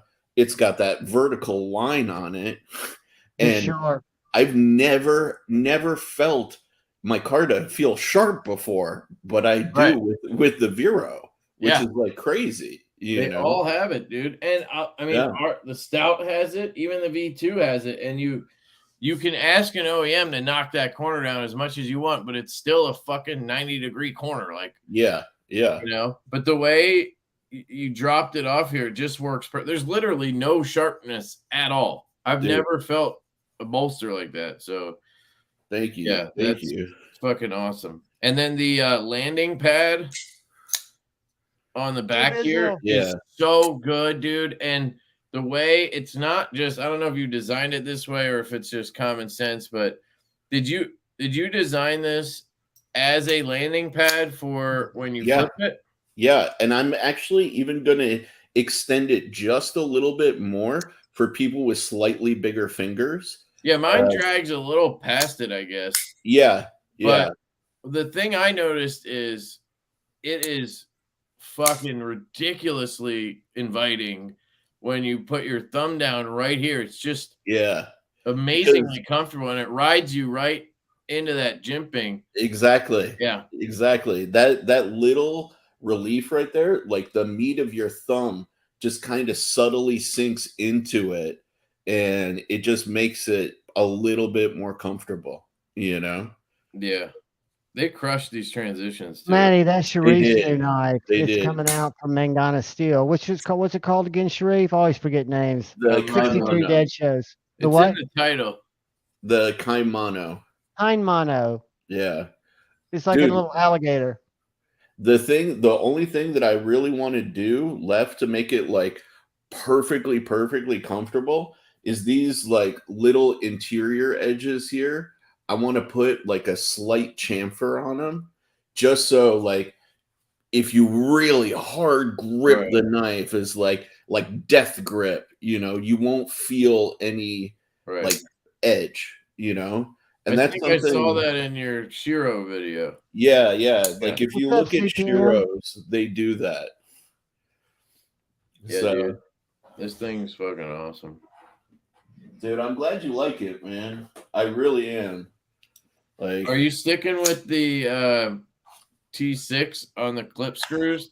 So I tried to do T8s. It'll make the holes too big, probably, and it makes what I figured. That's the only downside, but I'm okay with that. If it's a clip, it doesn't bother me if it's a clip. Yeah, me neither. Because sometimes you have to, like, even like on the Lush, Concept would have to make these way bigger, which would look like shit. Like, why do that? If you have a good, well-tooled T6 and a reason for it, I get it. But if you just throw T6s on shit because that's what you have left over, then it's annoying. And right here's a T6 because this area is very small. Here's a really well done TA. The Smax Ace, those are TAs, but they're those nice machine screws. Yeah, and that's a big old knife. It's it's about the size of what you were just holding, isn't it? Nah, I don't think so. The Lush is like a 2.9-inch blade. This is like a 3. Yeah? Okay. Yep. Let's see. I just stabbed myself. I don't know. I think it looks better not having them. And then it's the same reason. I actually like the wire clip on this model a lot. We've kind of started to think about moving away from wire clips more, but on this model, I think it makes a lot of sense because if you look at the inlay, the wire clip makes it to where you're not covering up a bunch of an inlay. Yeah. That's I one think thing you can I like see about more. wire clips. You can see the more of scale. it, and it works well, and you can always swap it out to a lynch. I wouldn't get away from wire clips. Yeah, dude. It depends on the model, but what we're trying to do is make a milled clip that fits the wire clip spot and then send a milled clip on it and provide a wire clip separately so you have the option for both. That's what we're doing on the Stout V2. Nice.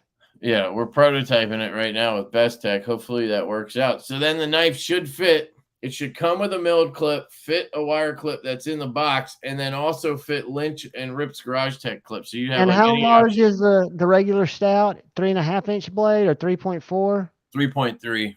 3.3. Yeah. But Pony's the handle's a little longer 2.9. too. What? The handle a little longer too. Than the Pony? Yeah. I'm just wondering how they. Yeah. How they what? What are you? How they compare? Because this to me is perfect size. I just wonder how much bigger. The Pony's definitely a larger knife. So the Buzz here is the same size. So I just don't have a Stout right here. I sent all the stuff to Colin, but these are the same size. So that's the same size as a Stout. This is Stout size. So if you compare these two, I got you. You got about a 1/2 inch on the handle, about a 1/2 inch on the blade. That's exactly what you have, I think. 2.9 versus 3.3, 7.5 overall, or 7.6 on the Stout, and the Pony's just under 7, I think. If I get that right, yeah. I was not expecting this knife to be this good for $80. Later, Casey. So Casey, take care, brother. Love you, brother. No wire clip on large knives, please. Disaster. Huh. Why? People get them snagged. I think people get them snagged on stuff and they will rip out. I've heard that. On a large knife? But why? I don't know. I've got mine. The largest knife I've got it on is my Grand, and I've never had a problem with it. I guess because then the wire clip is longer and then it's flexible. Like on the Pony Stout, you have a shorter wire clip because it's a shorter knife. So it makes it a more stiff wire clip. If that makes sense.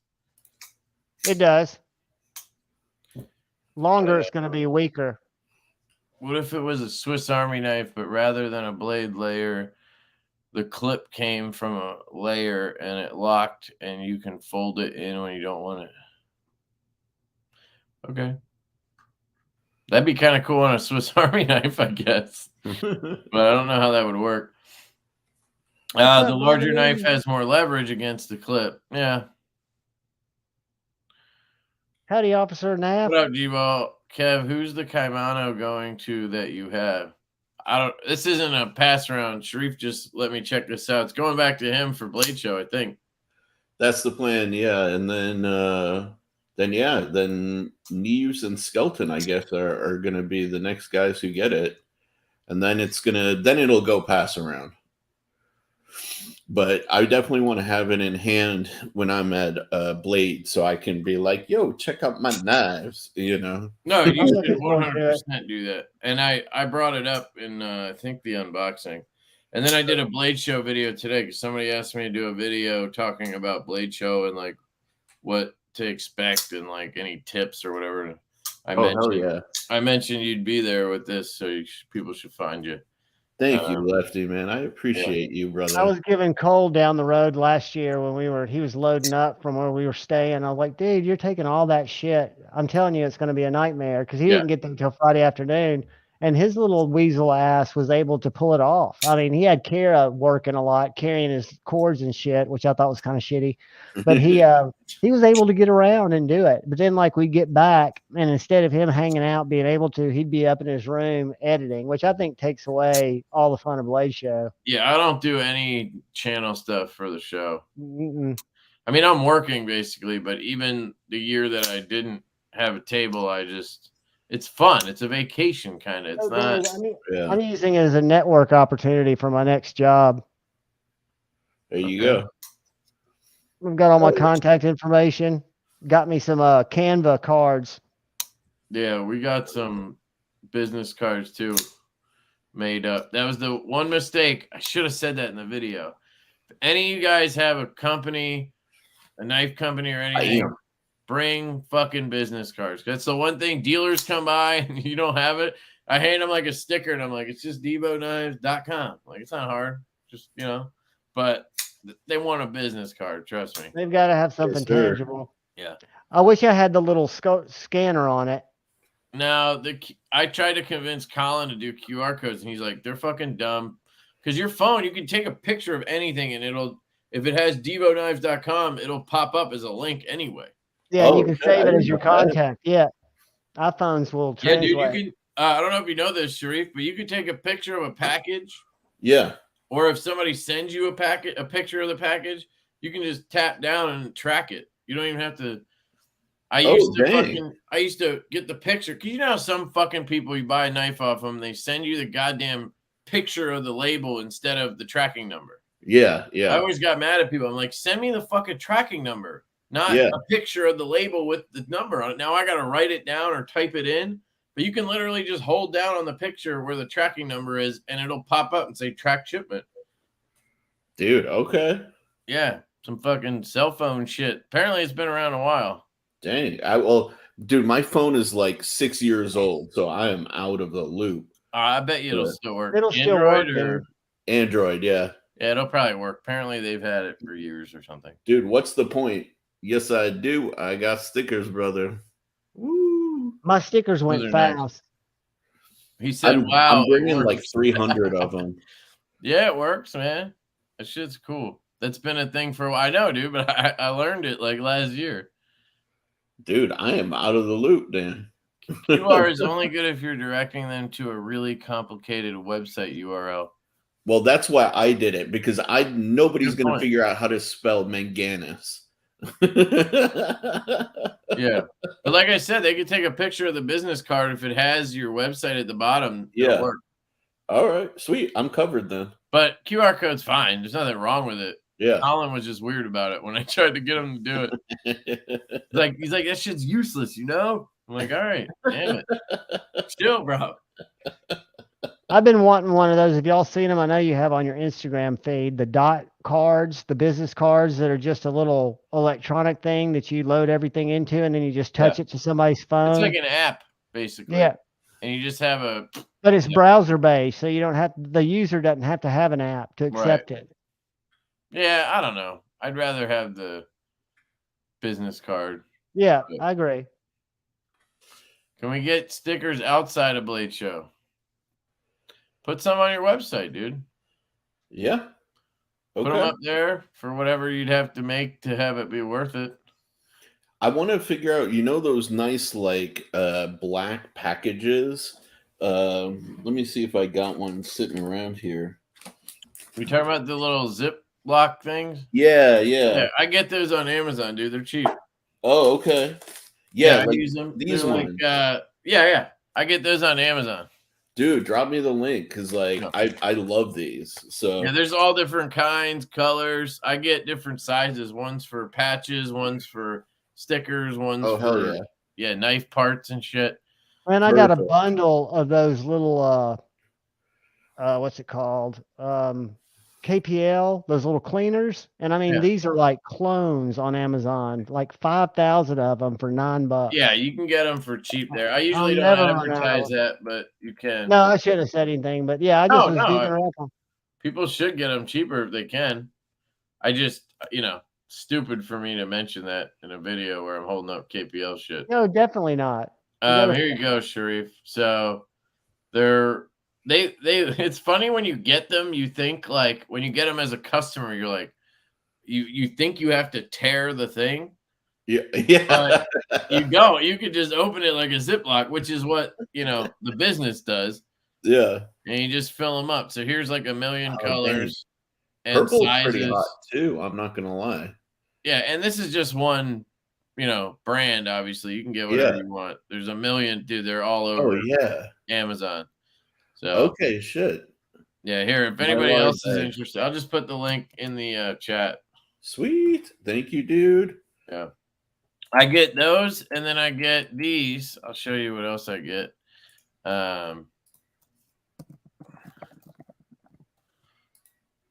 Those are awesome. Those blue mailers.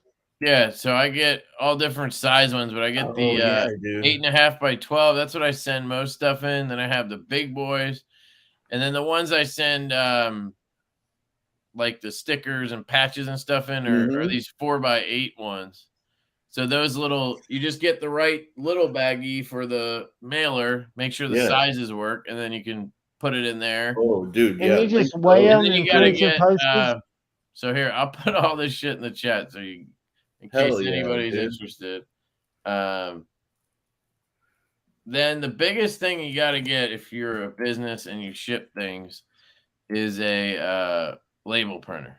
I know, that's what I'm next to get. And that's when you get the I told you I'm picking up that $300 one. Yeah, that's when you get this big boy right here. The Rollo. The creme de la creme of printers, because it's wireless. Dude, this thing is so good. I mean, I took it to my parents to do the buzz order because they have a big loft, and it was easy for me to have like people there helping QC and shit. Fucking just plugged it into the wall. That bitch was hooked up in a second because my phone was hooked up to Wi-Fi. It just connected right back to my phone and MacBook, and it was awesome. And you can mail small shit with that too, right? You just got a postage scale. Stickers, I think, on this. Yeah, you can. What do you mean small shit? Like your little padded labels. Like if you have a letter type thing, like one of your padded packages, do you just weigh it and then get the postage for? I always ship. I always ship first class, but you can. There is the option, at least on my Shopify, to ship like first class mail instead of package, and it's cheaper. I don't know if you can do like stamps type thing on here. I'm sure you could if you had that website set up. I don't ever do that. So, but you can mail everything from that you need to mail. Yeah. Yeah, here, look. These are like little labels you can print. I saw a commercial where people were making stickers and shit. But yeah, this is basically what I do. I print it out, and then you smack it on the bubble mailer. I've never tried mailing like a letter, Javon, so I don't know if it would work. Well, I didn't really mean a letter. I meant like a flat thing, like that bubble mailer. Like if I was going to send out stickers. That's exactly, and you can do it right from your phone. It's fucking awesome, dude. Yeah, also, I've got to make one. If anybody has contacts, I went down the contact rabbit hole because I now have the daily disposable contacts. Oh yeah, and it's awesome. Just fuck glasses. Have you ever tried contacts, Sharif? Oh yeah. I just get lazy about putting them in, but dude, if you got like cheap links to them, I'm in. No, not for the contacts, but check this thing out, dude. I ordered this today. This thing looks so fucking good, dude. Hold on. That's one version, but check this thing out. Oh, a dispenser? You mount it on your fucking wall, dude, and then you put them in there left and right, and you can just peel one out every day. And then up here, it holds your glasses. That's dope. So you you go to the bathroom in the morning, you drop your glasses in, put your contacts in, and then when you get done at the end of the day, you take them out, chuck them, and then grab your glasses back out, and you're good to go. Okay. That's fucking awesome, right? That's sick. That's awesome, dude. The only downside is it holds like was it like 6 weeks worth or a month's worth? So it doesn't hold your whole year or anything, but dude, that's completely acceptable. Come on. Yeah. Well, there's one that holds like 6 weeks. Hold on, I'll drop this in the chat. But it's got to be a lot bigger. That's why I didn't order, because I have a pretty small bathroom. But they have this one right here in black or white. And that one is you could tell it's bigger. But it looks cheaper too. Yeah, and it is cheaper. Yeah. It's $20 cheaper. It holds a bunch more in the center, and then you slide the ones for the week down the sides. It's pretty cool. I mean, if you had the dispenser, if you had the time or the space for 2 different powers, alternate the prescriptions when loading. This ensures you will always pull out one row of each power. Yeah, okay. The daily lens holds 6 weeks of contact lenses in its middle storage compartment. Loading the dispenser can be completed in less than 5 minutes. But I don't the like daily lens hangs up easily with adhesive strips or thumbtacks. I guess either one you'd have to put them. You have to put your left eye, then your right eye. You can load the side dispenser. You know what I mean? Like this one, you'd have to stack them like left, right. So you pull the right one out. Where that other one, let me go back to it. That other one, I think you put them side by side, right? Yeah, so you're just pulling out one pack. You just have left and right. You don't have the chance of accidentally pulling the wrong strip out and loading up the wrong side, even though you should know your shit. But I think the one you got's better. I like that one.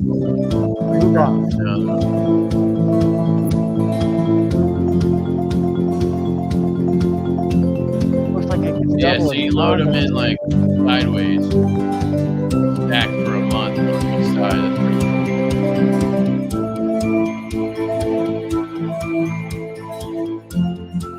And it works with every brand, they said. What a great invention. You could make it better by having it plug in and having the glasses thing have one of those ultraviolet cleaners. Yeah. Like a phone stove. Clean your glasses while you're look at that. That's so cool to me. Very cool. Makes it so easy so you don't lose your shit. No, it'd also be cool if the top had a charger on it.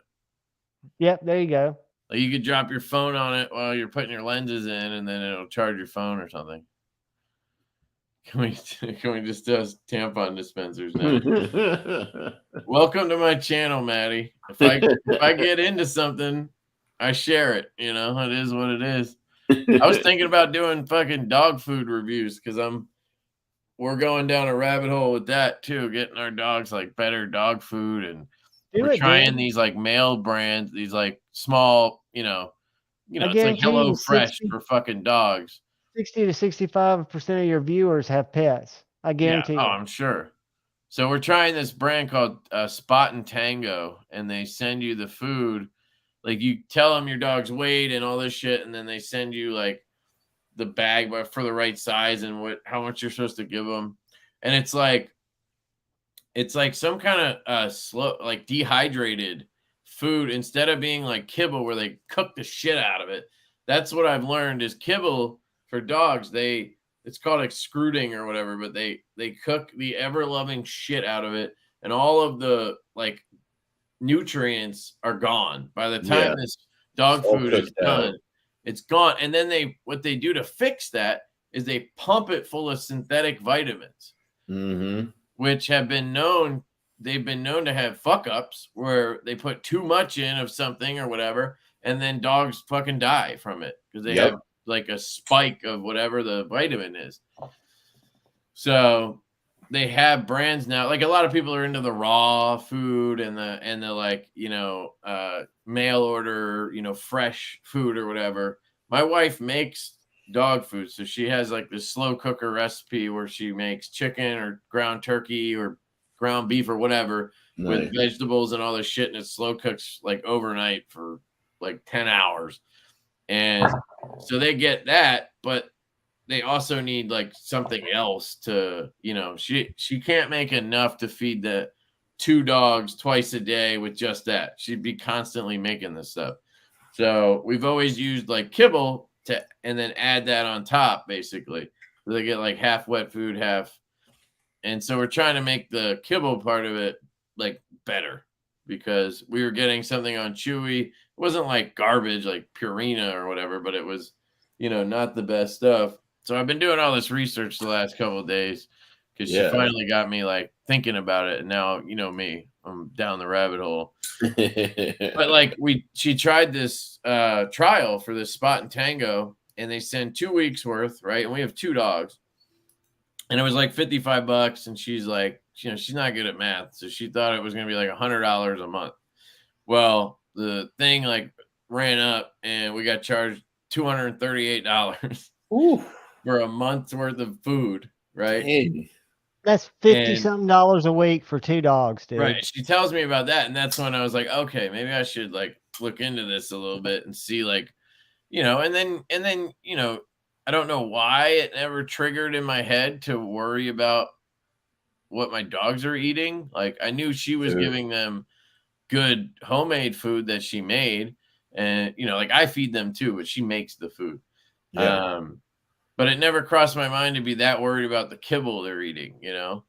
And it's like they're basically eating McDonald's every day, all day. Yeah. Like, that's what that shit is. My last dog, which was like my like best friend dog wise of all time, she came to me already with like a chronic like kidney issue. And I went down the rabbit hole to that stuff too, man, because like when you have a dog with like kidney issues, you know, you can't be feeding them McDonald's for every single meal. You know, it's just not healthy. Of course you would, Dopey. Dopey is going to be like up my butt at Blade. He's going to be up my butt. He's going to be my roommate. I might bring my hammock and sleep outside. Dude, you better be on booty protection duty. If anybody's an expert on dog food and nutrient or what is it, nutrition, let me know, because I'd be curious. I've been looking into this brand, like Carna 4 is a brand. There's Spot and Tango's one. There's like the what the fuck is the one she was? It's not the farmer's dog, it's the other one. It's like the only thing I would recommend is you give them like a month with each of the new dogs. Oh yeah, don't jump around. You have to do like a 10-day transition and shit too. And they've done well with this stuff, and it actually seems like a really good food. It's just that's fucking expensive, dude. $238. Well, yeah, try different ones. But if they're gonna have, when she did the whole like test thing on their website, she didn't put in there that she gives them this wet food with it. So I'm wondering if what we got is going to last way longer than a month. Because it's not their sole food source. So if it lasts 2 months, then that's fine. Like 200, you know, I figure I wouldn't bat an eye at 150 a month, but like you get to like $230 and I'm like, we can afford it. But it's like, do I really want, like, I wouldn't even spend that much, I don't think, on myself. Yeah. For food. Like, I want them to eat well, but I also don't want to get raked over the coals. So like, no. And if you can't tell a huge difference in their activity or in their sheen of their coat, you know, that's a good time to change too. Cause they can't tell you, hey, my food's really making me feel energized today. Or, you know, this stuff makes me have the shits. You can talk to Ev. That's dumb. Why haven't I talked to him? You can see like behavioral changes though. And Jared knows a lot too. Yeah. When they're healthy though, they're much more like bouncy and happy, just like us, man. If we eat too much garbage, then we get sleepy, we get cranky. Like bad food is bad food. And like, imagine having like really good food, like healthy.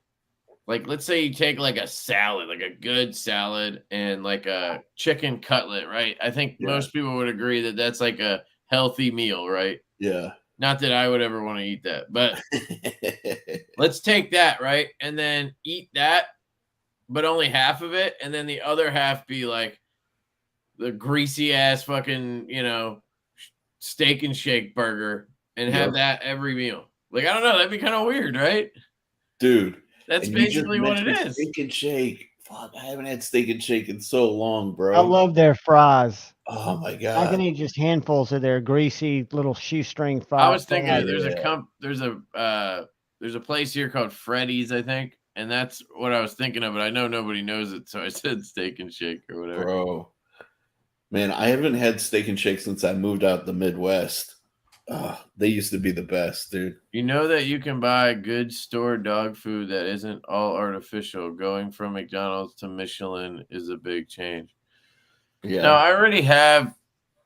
I think the stuff we give them now isn't like bad at all. It's just any real kibble is not good because it's cooked it's under got the synthetic vitamins. It's cooked at those stupid temperatures.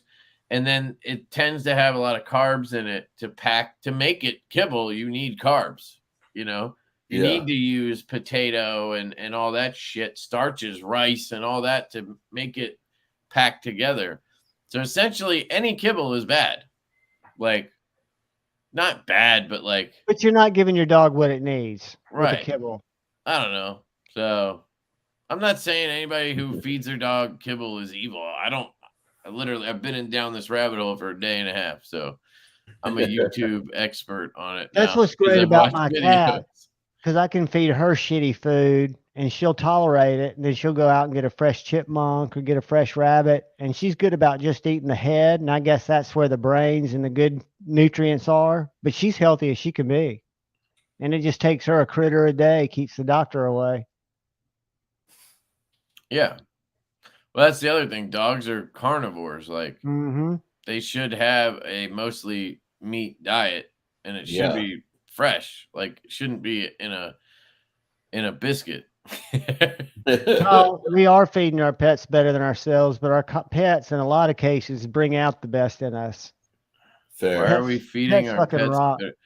Dude, do you want to come over here and eat this dehydrated stuff that I have? I don't think it's better than what I'm eating. I don't like. I guess what he's saying is healthier. Like, I don't eat that healthy, so maybe that's a good point. I'll feed her the best, man. Nice. But, is that your dog? No, she passed away, but this was my dog. You know. Sorry. No, it's all right. It's been years, but yeah, I still my dog eats garbage. Literally, the kibble I feed him has to be better. You'd be surprised, man. Is that garbage like fresh food that somebody threw away? There you go. I don't know. I'm not some advocate for this stuff. I've been. There's a lot of science that backs it up. Science. It's kind of eye opening, you know. That's all. You guys do whatever you want to. It's fine. Yeah, man. Yeah, but that's not necessarily like, okay, so if you ate cereal all day, every day, 365, you know, you wouldn't be doing too well. Yeah. And then had it injected with synthetic vitamins. It's literally fake vitamins that they put in it because they strip all the nutrients out of it by cooking the shit out of it to make it shelf stable. That's the rub with it, you know? That's just facts. Yeah. But I get it. I mean, I'm sure just like me, a lot of you probably are just ignorant to it or don't care, which is fine. You know, if you take care of your pet and you feed them, that's more than a lot of people do. And, you know, I'm not trying to like make people feel bad. Like, I don't know. Most important things to love. Make them feel bad. Make them feel bad. Check that out, Lefty. I win some kibble. You missed my super chat. Did you have a super chat? Oh, you did. My bad, dude. NT handle tight. He wants $300 fidget spinners. What is up, M-Bomb? What is he saying? You. Not handle tight? Nipix. Check that out, Lefty. Thank you, M-Bomb. My little Nipix sheath. Hit up M-Bomb for some jerky, guys. He sent me, or I traded him actually for jerky, and it's so good. He got the recipe dialed into my bitch ass because I cannot handle the heat, man. Oh man, Lefty. You gotta handle the heat, bro. I would sweat profusely with his recipe that was probably pretty mild. He said he had to go around all of Albuquerque to find the least spicy shit they had to make mine. And it's perfect now. So thank you, That's brother. Awesome. I feed my Bella Instinct raw frozen food with a prebiotic and salmon oil for her coat. Yes, that sounds like that's good stuff, Max. Legit. That sounds good. I'm not quite on the raw thing yet, just because I don't know. But that seems like a lot. You don't want them to turn on you, especially with 2 dogs and a toddler. The time it take, and it probably is expensive for you to do that, right? It is. So you're going even a step further. You know what I mean? So props to you, brother. Yeah, for sure. Yeah, dude, plenty of people live to 100 that don't take care of themselves. That doesn't mean that doesn't mean they enjoyed all those years. or were, you know. That's a great argument though. Sometimes genetics are just good like that. You can add fish oil for omega-3 if you want. I mean, that's just one thing. But yeah, that's good. Like my wife gives them. She has. She buys these. I think they're just cans. Or I don't know what it is, but it's sardines. She gives them sardines every night, and then she gets these chicken feet. I think they're Brazilian made. If you guys ever buy dog treats, I would at least try to make sure you don't buy any that are made in China. No, you never know what you're getting there. Dude, a lot of them are though, dude. Yeah, most of them are, especially at Walmart. You know, you got to worry about the like GMO shit or whatever. Oh, it's not even that. Or is it GMO, HMO? I forget which one it is. No, a few years ago, they discovered that they have a way of creating like almost synthetic meat that's actually made out of plastic. What? So a lot of dogs that were getting this one brand of treats that were manufactured in China, they were coming and the dogs were dying, and they'd autopsy them, and they were finding like large amounts of plastic particles in them. Jesus. Good to see you, Mateo. Yeah, like whatever you do, if you get dog treats, make sure it doesn't come from China, because the food industry there can suck it, dude. Yeah, but she gets these. I think they're Brazilian chicken, free range Brazilian chickens, and it's chicken feet, and it's like that's what we use to kind of help them get the plaque and shit off their teeth. So they get one of those every night, and they're not like super expensive, so it's not the end of the world. I think it's like $13 for a bag of, you know, that'll last 2 weeks or a month. I don't I'll tell you whatever. Don't sell short CBD treats if you've got an older dog. I've got a 13 or 14-year-old German Shepherd. She's laying over here now, and she's got bad hips. And CBD treats made all the difference in the world to her going up and down the stairs out front and just seeming more comfortable. Yeah. And like Scott said, you know, I think what he's getting at too is you should talk to your vet and shit. Like, don't listen to me. I'm just telling you my experience in the last 2 days of research. So bear with me. It's, you know, just on my mind. So I wanted to talk about it. But also vets like doctors, and they've got agendas. They won't always give you the straight story. I would talk to your vet, and I would cross it against information you can gather independently. I'm just giving the little, you know, over here, so we don't get fucked because somebody does something. And but like, yes, that's true, because doctors will push at least from what I heard in my 2 days of research, there's like 4 giant brands of dog food. And they're all owned by, like, the 2 biggest are actually owned by candy companies, Mars and Hershey's. They're like the 2 biggest dog food companies, right? And then there's like 2 other big ones. I can't. One of them is, what was the other one? It was, they make, shit. It was another industry that was like, what? You know, it's like candy. Why do they own dog food? You know? Yeah. But this was another industry, like cars, or it was something. Can't remember the damn brand. But so there's like 4 giant ones, and basically all the veterinary schools in the world are endowed or whatever by these 4 companies. So you go to veterinary school, that school is sort of funded by money from one of these companies. So they're going to be pushing those brands on you to recommend as a vet, you know?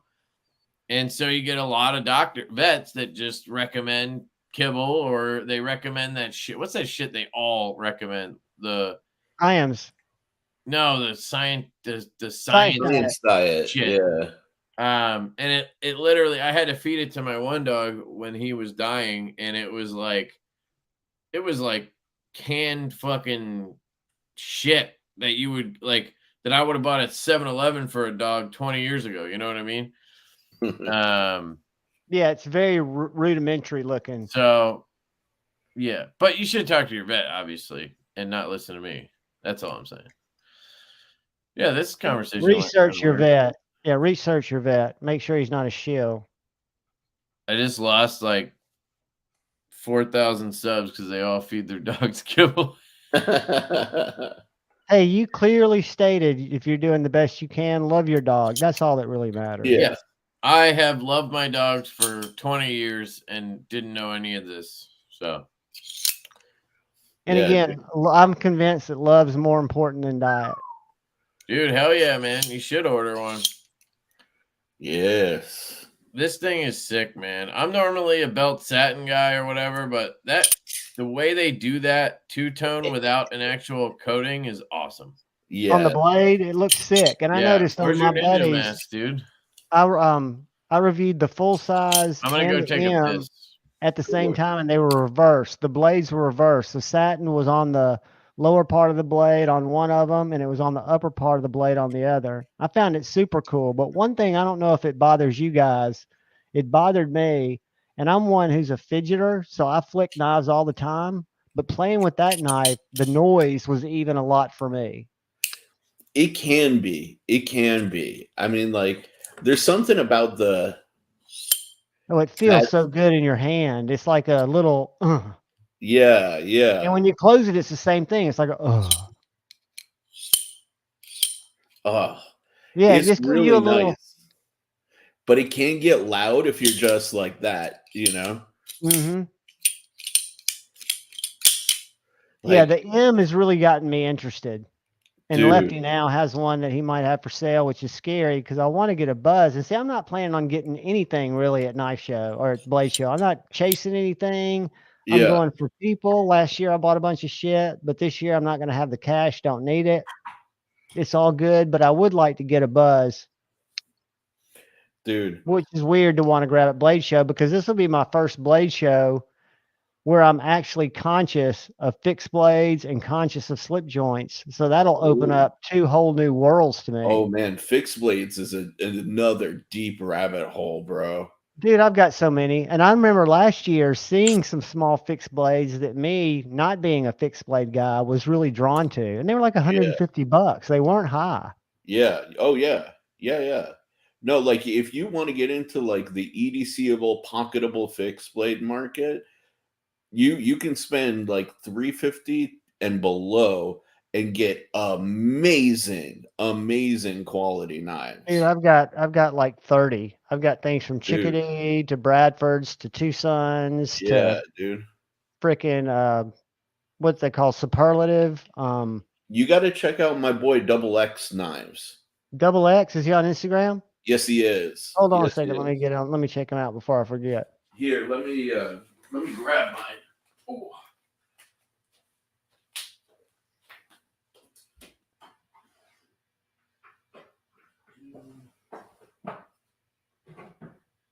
Neil Green. Ooh. All right.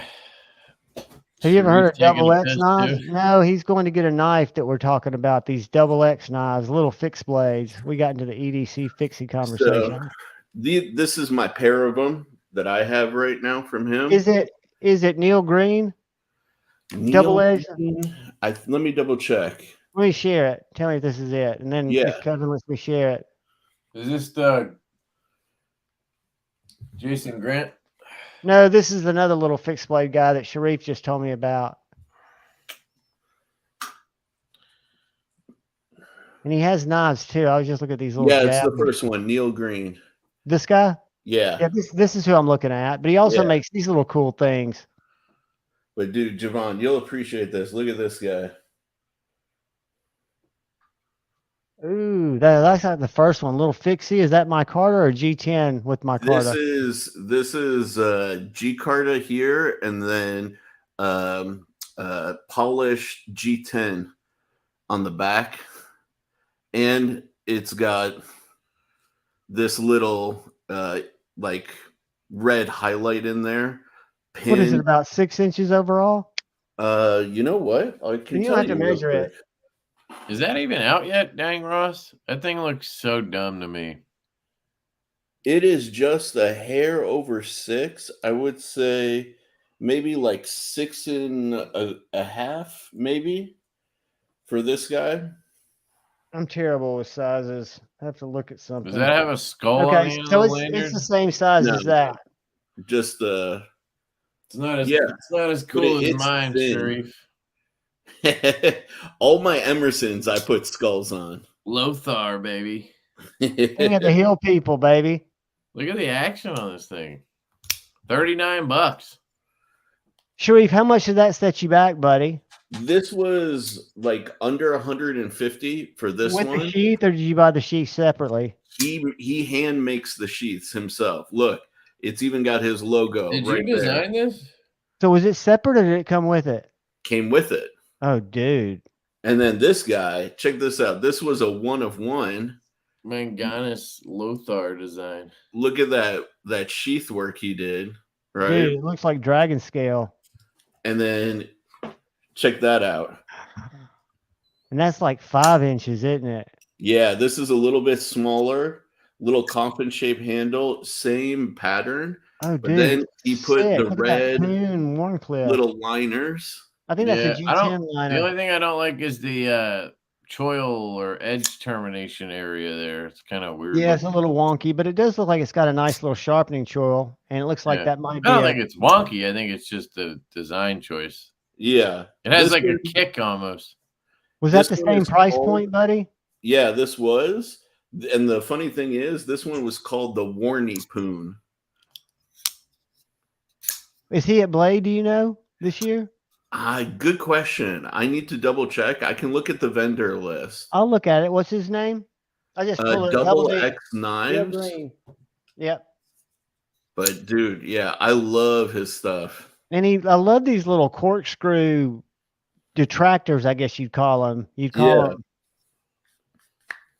go away sticks. Oh yeah, Here it here is. we go. Peter, What are the Bill, we options got going to you. be? So there's going to be the purple haze carbon fiber, which is going to be limited to 100 units, and then the rest will be this natural micarta. And You're it's not going to doing be the G10? no, because I'm only going to do 300 units for the first run. I want to make sure that I can move the knife first. Right. You know, that there's enough interest. Yeah, that's a good point. You know, and then I can always do like a second run if there's special interest or people want certain scales and stuff like that, you know. You could always you could do what we did with the stout and work with somebody on making custom scales and sell them yourself. I'm gonna talk to Bill ProX and I'm gonna talk to Carbidized about that. Because that's who we used, Carbidized on the stout. He could do decent batches, like 20, I think we did, 15 or 20 at a time. Yeah. I forgot his first name. What's Carbidized's first name? He's Spencer. such a nice guy. Spencer. Yep, good dude. And I that's can't get a also- purple one. I'm going to cry, Sharif. How much is the purple going to add to it approximately? 40 It's bucks? only gonna be like $20 more. Good to see you, King Snake. That's the one I'd want.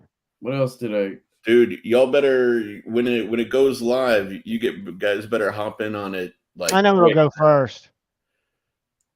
Look at this thing. Dude, that's an O knife? Yeah, isn't this thing good looking? That's impressive for an O knife. So It is good looking, but I'm just this was on the anti-O-knife. OBuy website, and they told me, like, hey, if you ever see anything on the site you want to check out, let us know. You know, because they always send me stuff for their like monthly release or whatever. So I went and looked at the site and I asked them to send me a couple of odd things like a titanium straw and titanium chopsticks. I just thought I'd try some different stuff. And I saw this fucking knife. It's called the Borzoi. Okay. It's a steel frame lock, but it still weighs 2.5 ounces, so it doesn't really need to be titanium. Dang. And it's kind of nice. That's probably the best O knife I've seen yet. I'm not gonna lie. Yeah. Use my code LC10 if you guys want to pick one up. I'll put the Does link your down code there. work on flashlights and O lamps and stuff like that? LeftyEDC works on O-Light. This is I'll O-Buy. never- I don't know why they made it different. I will never buy an O knife, but I will buy O lights from time to time. What's I wrong just- with O-Knife? They do nothing for me. I mean, okay. just zero. I mean, they don't do much for me, but this even one that does. was cool, but the fact that I know they're buying and rebranding something, and it's just No, they're just OEM by Kaiser. Yeah, that's all it is. It's just like me doing Divo stuff. It's just Kaiser. Yeah, but I support you. I don't support Olight. Fuck them. That's just me hating, not debating. Wait, but why though? Because I think of them as opportunists. I think they had a good thing going with Olights. They had the market cornered. They made it a pain in the ass to buy stuff on their sales. And I know y'all don't think it was a pain in the ass, but they took forever to ship. And then when they went into knives, I felt like it was just because it was an easy step for them. They didn't have to do any lifting. They had the market ready. So it's just kind of business though? To a point, but is it really business, or is it exploiting a segment or a vertical? Where are they really putting their heart and soul in knives, or are they just getting because they know people will consume them? I don't know. It's just me. I've got the right to hate. I can't. But that's like any Chinese OEM you could hate on, I guess. Yeah. But, no, and so if we take it to that, I've never been attracted to any designs, even that one. I think they're just wanky looking. To your point, Javon, that's exactly what happened. They did see that there was like a vertical that they could just grab and expand their bottom line in. But at the same time, like for me, I'm kind of like with Lefty here. Like I don't hate on him for it, but I get where you're coming from because there's no passion there. There's they've got the right, and this is the first one that's really caught my eye. I'm a total capitalist, and I think they've got the right to do that. But yeah. Some would say that's a bug out and a delic or a what's the one Deca put together. You should do a video on that. I would love to see the comparison. Some guy gave me a whole he sent me screenshots of both overlapped and shit, and he's convinced it's a bug out blade with a Deca handle. The Rubato. That thing or which one? No, the here I'll pull it up. Oh, I didn't even pull this up. My bad, guys. I put the link in the chat. It's $60. I mean, it's kind of hard to. I mean, it's D2, but $60. What site's that? What? What website's that? Obuy.com. Oh, gotcha. Olight site. I got you. No, it's Obuy. I mean, yes, Olight, I'm sure, owns it, but it's not Olight's site. It's Obuy. Yeah, it looks like a Best Tech man. It's a different thing. Like, they literally have a whole different affiliate thing and shit. It's weird. So, anyway, there's the, I don't know if they'll have the Rubato 3. Probably not on this site. But I'll show you what else I got. I got these titanium. I got a titanium straw, which is weird, I know. But for some reason, I thought it'd be cool. I don't know why it's not showing up. But I also got the titanium chopsticks, dude. Yeah.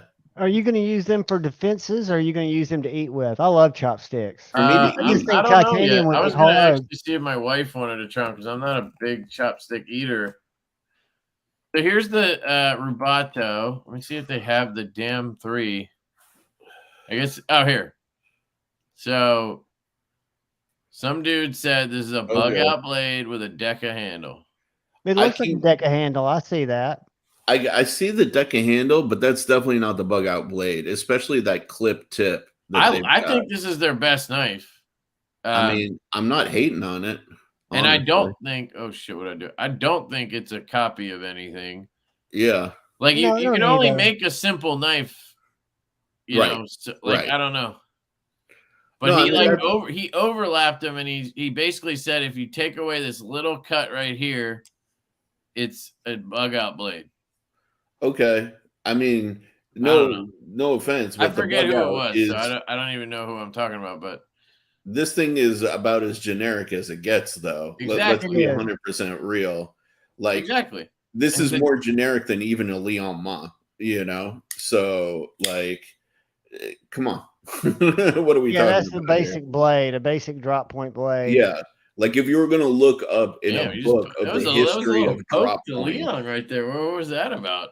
I think Leon's blade, and this is my #1 knife in my collection, not in cost, but in my favorite. That is my favorite knife out of every knife I have, and I've got Field Duty. The EDC is a really good one. Dude, it's sick. I mean, you turned me on to this originally, and this is where you gained all your credibility. This erased 4 months of Squatch peddling. Dude, it's just the Rubato 3 has, at least the one I had, has the perfect spring in it. The 2 is okay. It's it's Kaiser making these. Exactly. I wish they were allowed to do the clutch lock. Dude. I anodized my Thai chopsticks gold. It's just badass. Dude, did you guys see the thing that I got after 4 years of searching for it? Finally, I own one. That one looks like the Titius or the Titius. I think the Titius looks like the what's it called? The hell is the American knife. The frickin' I've gone mind fart. The area. I don't even know what you're talking about. What's a Titius? The Titius, if I'm not mistaken, is that big Kubi that everybody used to say was a cheap man's Arius. Let me pull it up and make sure I'm not thinking about. Oh, the 322, I think it is. I think so. They've all got names now. I just call it the 322. I called it that, by the way. I think the poor man's Arius. It's not a copy, but it's just if you were poor and wanted an Arius, it's like a good comparison. No, sure. I think people take that the wrong way when you say something like that. It doesn't mean this is our copy. It means they shouldn't take it that way. Yeah, it's that knife, and I think it does kind of look more like an Arius than the Field Duty, but that's just me. But your comparison between the Thai Nomad use code and the Arius was awesome. Off. YouTube, the Beard of Doom. What does that mean?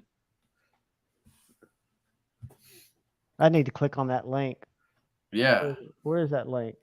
The Sea Snake is the Artisan, the Emler design. That's a good knife. Yeah. I've got one. I definitely dig it, man. Like I have the all black version. Yeah, that's a great little fixed blade for sure. Cardboard I just wish it came with a sheath instead of or I wish it came with a belt clip instead of a fucking neck thing. Yeah, exactly. Dude, you need what up, Joe? Two $11.95 straps from Amazon. IWB straps from Amazon you can get for $12 in any color. Axial has Magna Cut now. Okay. Got a warm. Oh, sick, dude. I've tried hitting them up for about a year now to see if they would send me some stuff to review because, like, I'm part of their affiliate thing. They pay me like every couple months. They pay me out. People use the code, but they just don't. They haven't sent me anything in forever. For a while, they were like, "We're working on more stuff, bringing everything here instead of some overseas," and like I don't know. And then they just stopped answering, so I don't know what's going on. I need to talk to you. I haven't paid attention to them because they don't seem to release anything. But then I think the other day they dropped something. I'm gonna go to their site and see. They have a really good model. It's a good OTF for a good price. So here's the Magna Cut. Oh, that's pretty cool. All right, so hang on. I do have a code with them. I think it's Lefty 10. Let me find it. Axial gear. Yeah, it's Lefty 10.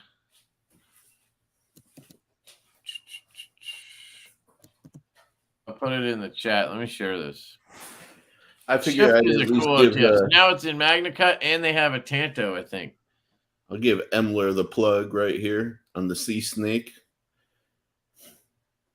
And they have all these cool colors. Sea Snake in spite of Emler. It is a cardboard shredding add machine. to cart, notify me. I don't know, but yeah. I can approve of the shift. It's a solid OTF for a good price. What's the price on it now? I love the blade shapes of the shift. They look more usable to me as an OTF. 300. So their prices have gone way up. Have you guys... They did what a lot of people do, and they came to market cheap, and then they steadily rose their prices. When they first started, I was promoting them. They were $180 with a discount. Dang. And now $300. You use the discount. It doesn't count for all of it, but we are in inflation. Discount. But now they're charging the same as Microtech. But here's the thing, that's Magna Cut. Yeah, that's Magna Cut's got that premium. But they were doing 20 CV for $200, dude. Oh, fair. Okay. So I don't think Magna Cut's any more expensive than 20 CV, if I'm being honest. At least from my experience with the OEM stuff, I know it's not. The brains behind the designs, my man. I'm kidding, Lefty. I don't know what you're talking about. I'm talking to Colin. Oh, okay. He said you degenerate's still awake, and I was greeting him as the brains behind the brand. What up, Colin? You can go with that. I'll follow your lead on that. What was I gonna say? When they first started, they weren't using Magna. Yeah, no, I know. They were using 20 CV and S35. Yeah, who's excited besides me about the EMP out the front? That's the first out the front that I've really looked at and thought, that's cool. Does anybody know what their Magna Cut's heat treated to? I'd be curious. I don't know. I have to see it in person. So far, the EMP one doesn't do it for me. I love John. I'm not a big OTF guy in general. Me neither. To get into some. The Livewire really. Yeah, the Livewire. Really just, I don't know. I've sold everything else. And the only thing, so the thing I didn't, I was worried about with his design was that it looks a little bit tall in the handle. Where I like to have a really slim OTF, because that's kind of the idea for me about an OTF is that you get to pack it all into a small package like that. That's what she said. So I like an OTF with like a slim blade, like the Livewire. The Counter Strike is a great example. Is that the Hogue? Because Shane had a Hogue on his channel today that looked really cool. It was totally blacked out. Yeah, that's probably the Counter Strike. So I need to see the EMP one in person, but it does look. It looks like a different. EMP It doesn't knife. look like a standard. Yeah, it doesn't look like a standard OTF. It looks more like an EMP. Yeah, it has the hole in it and everything. I'm not a fan of. It's like kind of like Guardian Tactical does that. I'm not a fan of holes that aren't actually being used for anything. The shift drives me crazy. The shift automatic. I'll tell you, the OTF I'm waiting for is the Winter Bladeco electronic one. I want the one that shoots projectiles out of it. There you go. That has I'm the not CO2 into the cartridge. electric OTF. How are you going to power that? I don't know, man. I was just like talking shit, but that thing is, dude. He's amazing and crazy. Work-life balance. I agree with you, buddy. Mateo, what are you doing? I like. Oh, on my okay, got it. I'm like, what are you doing with all these random Lefty 10 links? I think he's joking around about Lefty 10 working on everything. My favorite OTF. Yeah, dude, if they did that in a drop point, I would have bought it. But they did the Chanto, I think. So they'll find it. Just the dad tip. USPS lost my buzz. I just ordered this week. Fingers crossed they can find it Monday, but I'm thinking my mail carrier's just put in a who'd you buy it from? Blade HQ probably, or EMP if you bought it. Put in a email request. That's the first thing I always do when a package goes missing. But you got to give them a little bit of time to, not everything gets there instantly, but you do the email request. Somebody at USPS at your post office will look into it within 24 hours. That shit actually works. I've used it quite a bit.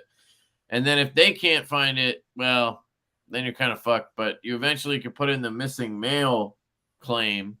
Then they'll really look for it. And then obviously you can do a normal claim. Oh, Urban EC. Okay. Gotcha. It'll come, buddy, and it'll be awesome. Yeah, it should come.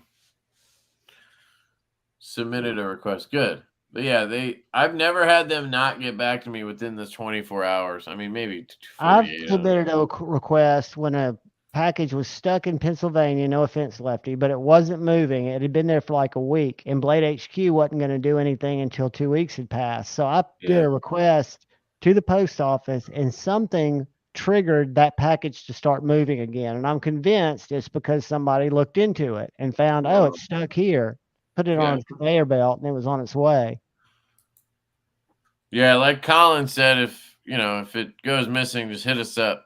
We'll see what we can do. The work-life balances question for you, Sharif. Any plans for a mini Gracioso? Isn't that already pretty small? I haven't actually handled one. So I'll give you an idea of the size, actually. Panic's got one. It's medium size, I'd say. I don't know how I haven't handled one. That's kind of weird, right? So next to the Kaimano. Oh, okay. So it's 3.5.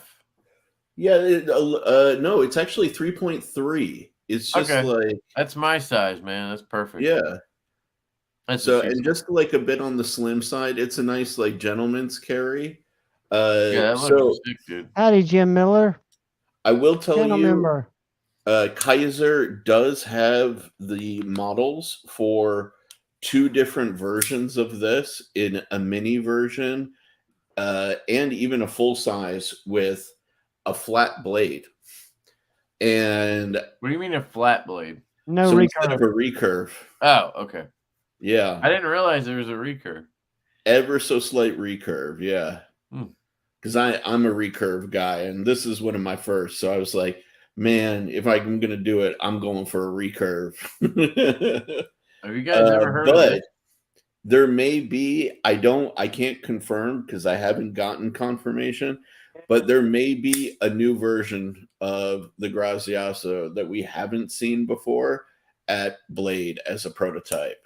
So if it's there, I will definitely show pictures and video. I'll do some coverage of it, but there is a new version in the works. I will just say that.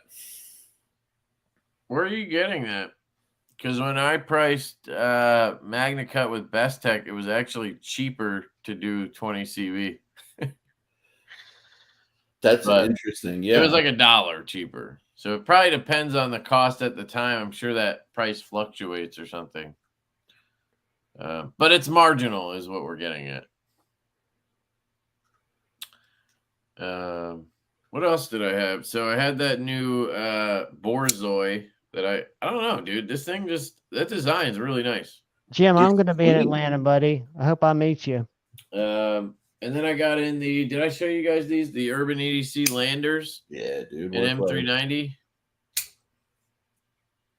So are they, what kind of scales are on them? Are they like tie? They're going to be 149. It's M390 and G10. They come with contoured scales installed, and then you get a backup set of flat ones with the Sagaha pattern.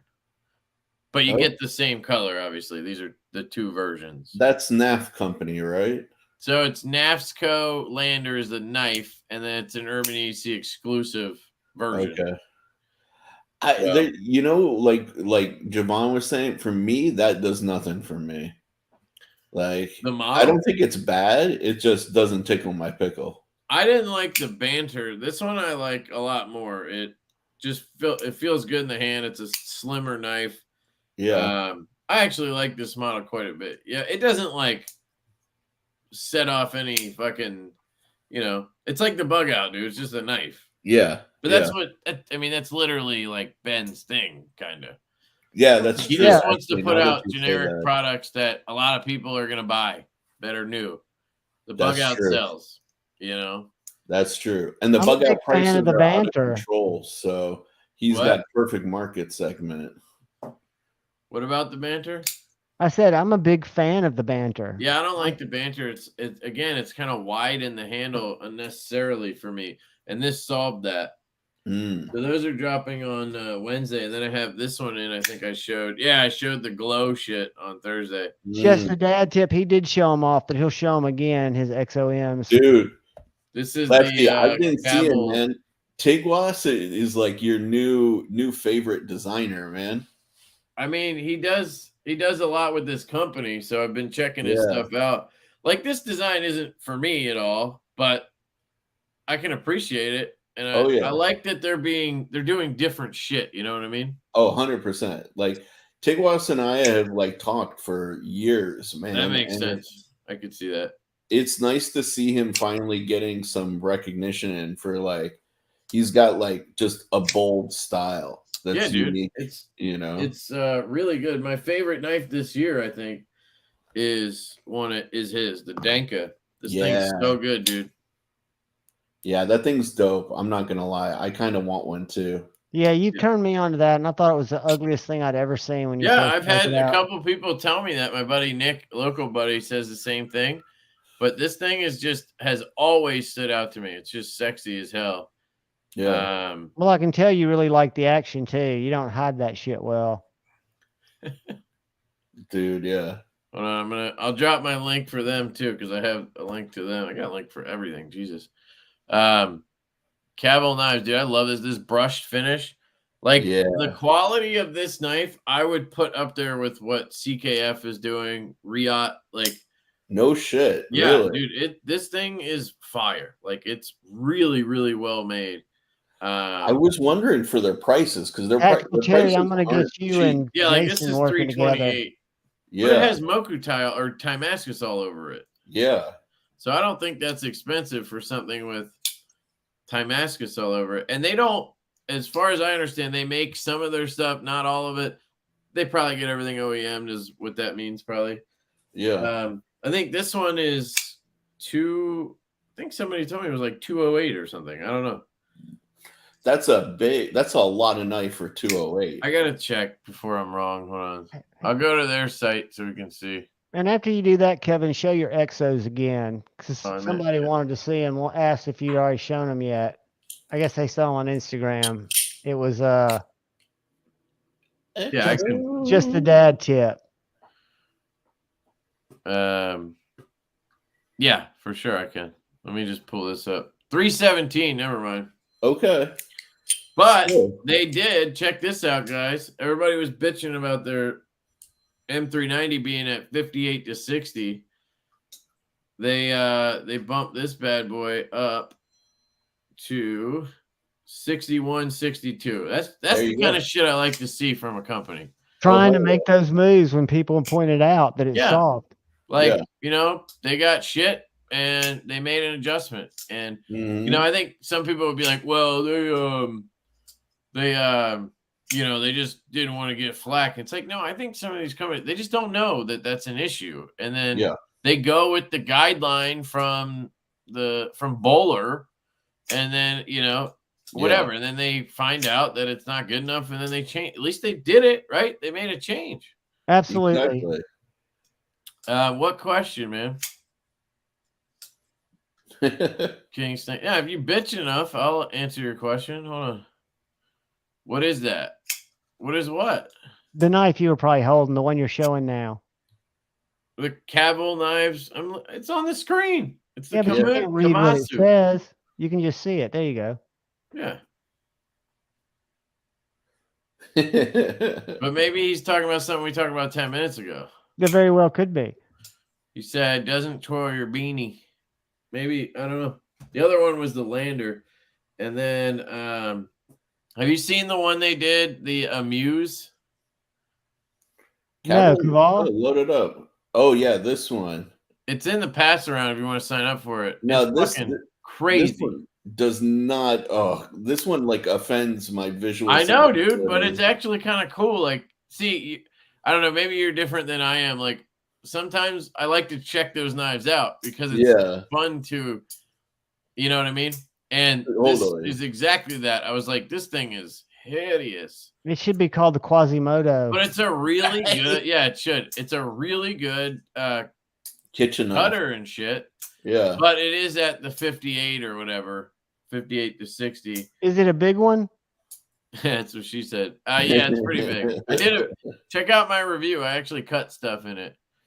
Dude, I watched that review. After that, I felt I didn't need to check it out. I was like, all right, he covered this. Yeah. The Denka is 328, and then they have this one's really nice. This one's in the pass around too. The Shimo. Yeah, this one I want to get my hands on actually. The Shimo. That's good looking. And I'll pass this one around too. The Kamasu and the Shimo's already going around. I had the all stonewash one. Yeah. Is the hole pretty big, Lefty, or does it just look big on a small knife? It's when it's closed, there's not that much access, but you can flick it. And they provided a whole extra hardware kit, which was nice because mine was off center and I swapped the pivot and then it was fine. Nice. So it's nice to see that kind of stuff. And that was the only time I'd had a knife from them with an issue. I thought one of them, it must have been this one, is 188. Yeah, the cage. I don't know why that one's so much less because it's titanium and M390 like all the other ones. Because it's small for sure, and it's probably thinner because like those small.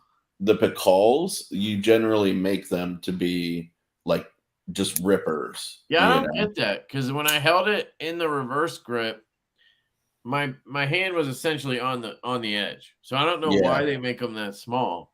I don't know either, but you could that's ask Tiguous, I guess. And maybe, was I saying his name right? Apparently, I think Tiguas, or I don't actually. To be honest, I don't fully know how to pronounce it. I just say Tiguous too. Was that your question, Jake?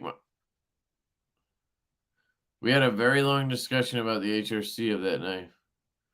Me and you, right? Yeah, I remember now. He said, I didn't know it was 58 to 60. I thought it was 59 to 61. I was like, I don't give a shit about 59 to 61. Most likely it's 60, and that's fine for me. Like, I don't hard use my knives or use them enough to figure that out. But 58 does seem kind of low. You know? That's something nobody mentions about the Lander. When they did the D2 versions, they were at like 57 or something. Which is extremely maybe low. that's fine for D2. I also have this baby Nessie in from Urban EC. Yeah, how do you like that? Dude, this is the best version of the Nessie. It's fucking awesome. Does it have no flipper tab? No flipper tab. It's, for my hand, literally a perfect fit.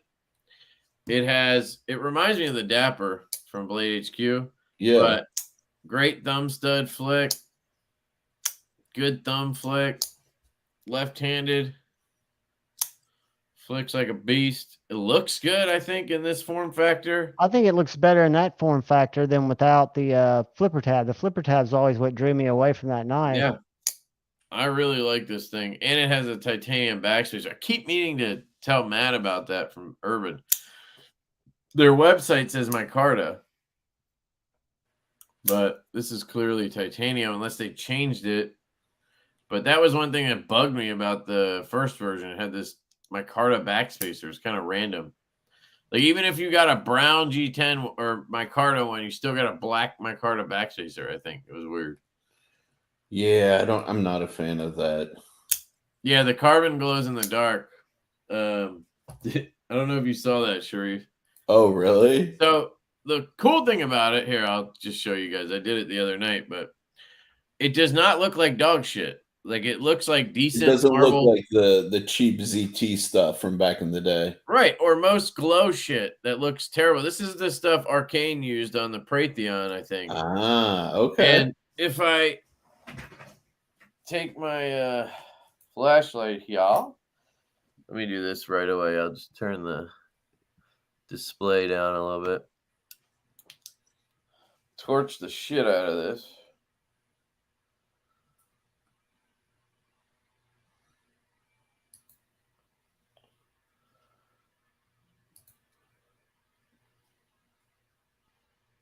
All right, now kill the lights. Oh, okay. Oh, dude, it glows blue. That's pretty hot. I can't see it, but it sounds like you can. Yeah, Just it looks very up cool. a little bit. There you go. A little bit more. There you go. Perfect. Oh, dude. Oh, yeah, now I can kind of see it. I got it. That's sick, actually. That is sick. It doesn't look natural. It doesn't look like natural glow. Yeah. It's this cool blue. Oh, I dig that, actually. I really think it dig was a that. good choice. I like the material being... What is that blinking over there? Oh, it's the Ethernet. I don't know. I just think that was a pretty cool choice to do that. And that the fact that it does look... it looks good in the light. Yeah. Because that's the downside with most glow shit is it looks like dog shit normally, and then it looks good when it glows. Yeah, for sure. Yeah. Take care, Lancelot. Kamasu. And then I got the Gator. Dopey, you're not wrong there, and then man. the Luft knife, obviously. If I can figure out who makes that carbon fiber glow shit, I'll make some custom scales for the Kaimano in that. Yeah, I wouldn't mind doing a run of a knife in it, even. Right? Here's the Exos. Is that Luft knife light like the Avant was? Dude, that carbon fiber one is stupid light. Yes, it's amazing. I'm sure the full tie or, you know, whatever ones will be heavier, but so here's the burlap with Tanto. Yeah. And the drop point with 80s.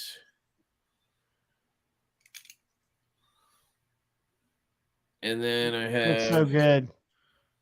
Drop point with Zircutai. That Zircutai, man. Ugh. Yeah, they did not cheap out on this Zircutai. That makes me feel some kind of way. I'm not gonna lie. Dude, it's fucking gorgeous, man. It looks like it's got power plugged into it. Right? Yeah, it's gnarly. And action, butter. Yeah. And I got MJ's number. I got 23. Oh shit. Dude. What is this one? This one's 297 and this one 246. There's just something about the damn EXO, man. Right? This one says 323, so they made these in a second batch. These other ones say 123. I had to order a clip because Carbonite sent this one back without a clip or clip screw. Oh, what a day. He was in a rush. He was heading out of town or something. He probably will find it, but, you know, I got antsy, so I hit up Riot, got one ordered. What's the point? Service. It's a 3V. Yeah, they're all 3V, even the Zircutai. I was hoping maybe they did, you know, Magna Cut would be perfect for this knife, but whatever. Right? Can't do it. Magna Cut or even LMAX would have been dope, but yeah. Like, I'm wondering if they need to have 3V because it's so tough. And all the jostling and shit. I'm willing to bet EXO, the designer, I bet you he spec'd it, because if you look at all of his stuff and you look at the way he thinks about things, like he seems like the type that would spec 3V, honestly. Okay. Yeah. Have we looked at that fucking copy yet? Oh, the copy of it? Dude, what the hell, man? Remember how it was fucking so dumb? All right, hold on. Let me see if I can find it. I think it's for sale, dude. It is. It is. So I'm giving them free advertising. Oh, God. These douchebags. Oh, look, you can order 1, 2, or 4 for $199. $199 and M390. At I asked him, I think he said it was at 60. Oh, God. I couldn't help myself. He posted a video that was like, why do we use M390 on everything? And it was like, because it can be such a high hardness or whatever. And then in the comments, I was like, well, what's the hardness? And it was like 60. I'm like, okay. What the hell? That made no sense. How do they get away with doing that? It looks identical. Doesn't it? Yeah. Except no lock. No lock. It was too late to the game on that. But it's the same. It's the same function. It's the same everything. Yeah, they just made it a little square box or whatever. Yeah, basically. Dude, by the way, I love how people who don't know steel stuff super unique. Like, oh, we can make M390 so hard, and it like has insane edge retention. It doesn't have insane edge retention. You want really good edge retention? Go S90, go S110V, right? Don't talk to me about M390 edge retention. It's barely better than S35VN. Like, realistically. If I pull up, that up, hold on. I want to find that post because it was funny to me. It was probably just, I think they post a lot. Oh, yeah, they do. There are 3 steps. 1, dang Ross, exactly. We have EXO at home. Damn, how long ago was it? I don't even remember.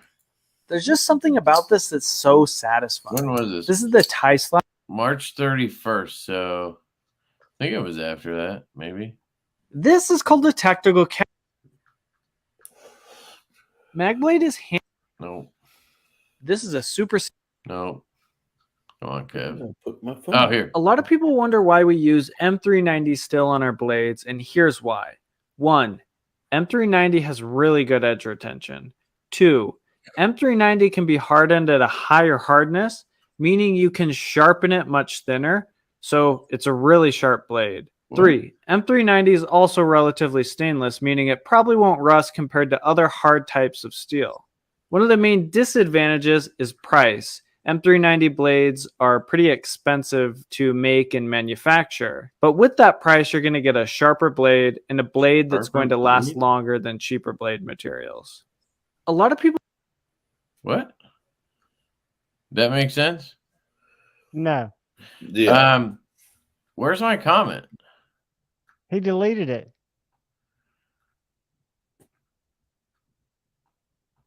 Let me just make sure before I... Yeah, my comment's gone, right? I don't see it. I don't see you in there anywhere. Maybe one of you guys can go to it and see if it's there. Maybe because I don't know why it wouldn't be here. And what's the name of it again? I'm going to check it out. Daily Carry Co. But I literally asked on that post, I said, so what's the hardness of M390? Your M390. He said 60, I think. And I was like, okay, so it can be heated to a really high hardness. So it can be a sharper edge. Was that what you said?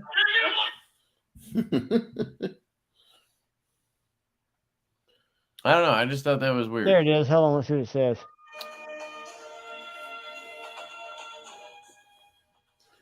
View 2 replies. Todd Cart, exactly. View 4 Jeffrey replies. Dawson, exactly. No, Both you're of you no. are right. I'm gonna ask the same question. And That's funny. He deleted it? the hardness. Or maybe I got blocked because I talk shit occasionally on my live streams. I don't know how you would Well, know that's that. even more pussy. I mean, I doubt that. Let's see if it'll let me post. No, because if I got blocked, I wouldn't have been able to see it. Would have had to have been restricted. All right, mine posted. It's John W.E. 1999. Javon, how many are you ordering? 1, 2, or 4? Probably none. I'll probably wait until you throw up one of your exos. Yeah, well, whenever I do, you'll be like, I can't do it right now. You caught me out the right time before. You know how it rolls. Dude. Yeah, what's the hardness? Yeah, 14C is nice. Yeah, 14C is amazing. We're working on a pony stout that's a little more premium. Now I hit up QSP because it seems like people would really like that. So we're we're working on an S90V blade with titanium scales. We're gonna get rid of the liner on the show side. We're gonna keep it a liner lock, just so we don't have to worry about lock bars and shit. But we're gonna do like milled titanium. We're gonna try to do a pattern on it, see how that goes. But with S90V, I think it's gonna be pretty sick. Sounds very interesting to me. Nice. This is a great little knife. Hopefully keep it, around 150, 170. That would be nice. Kind of like the nip, same materials.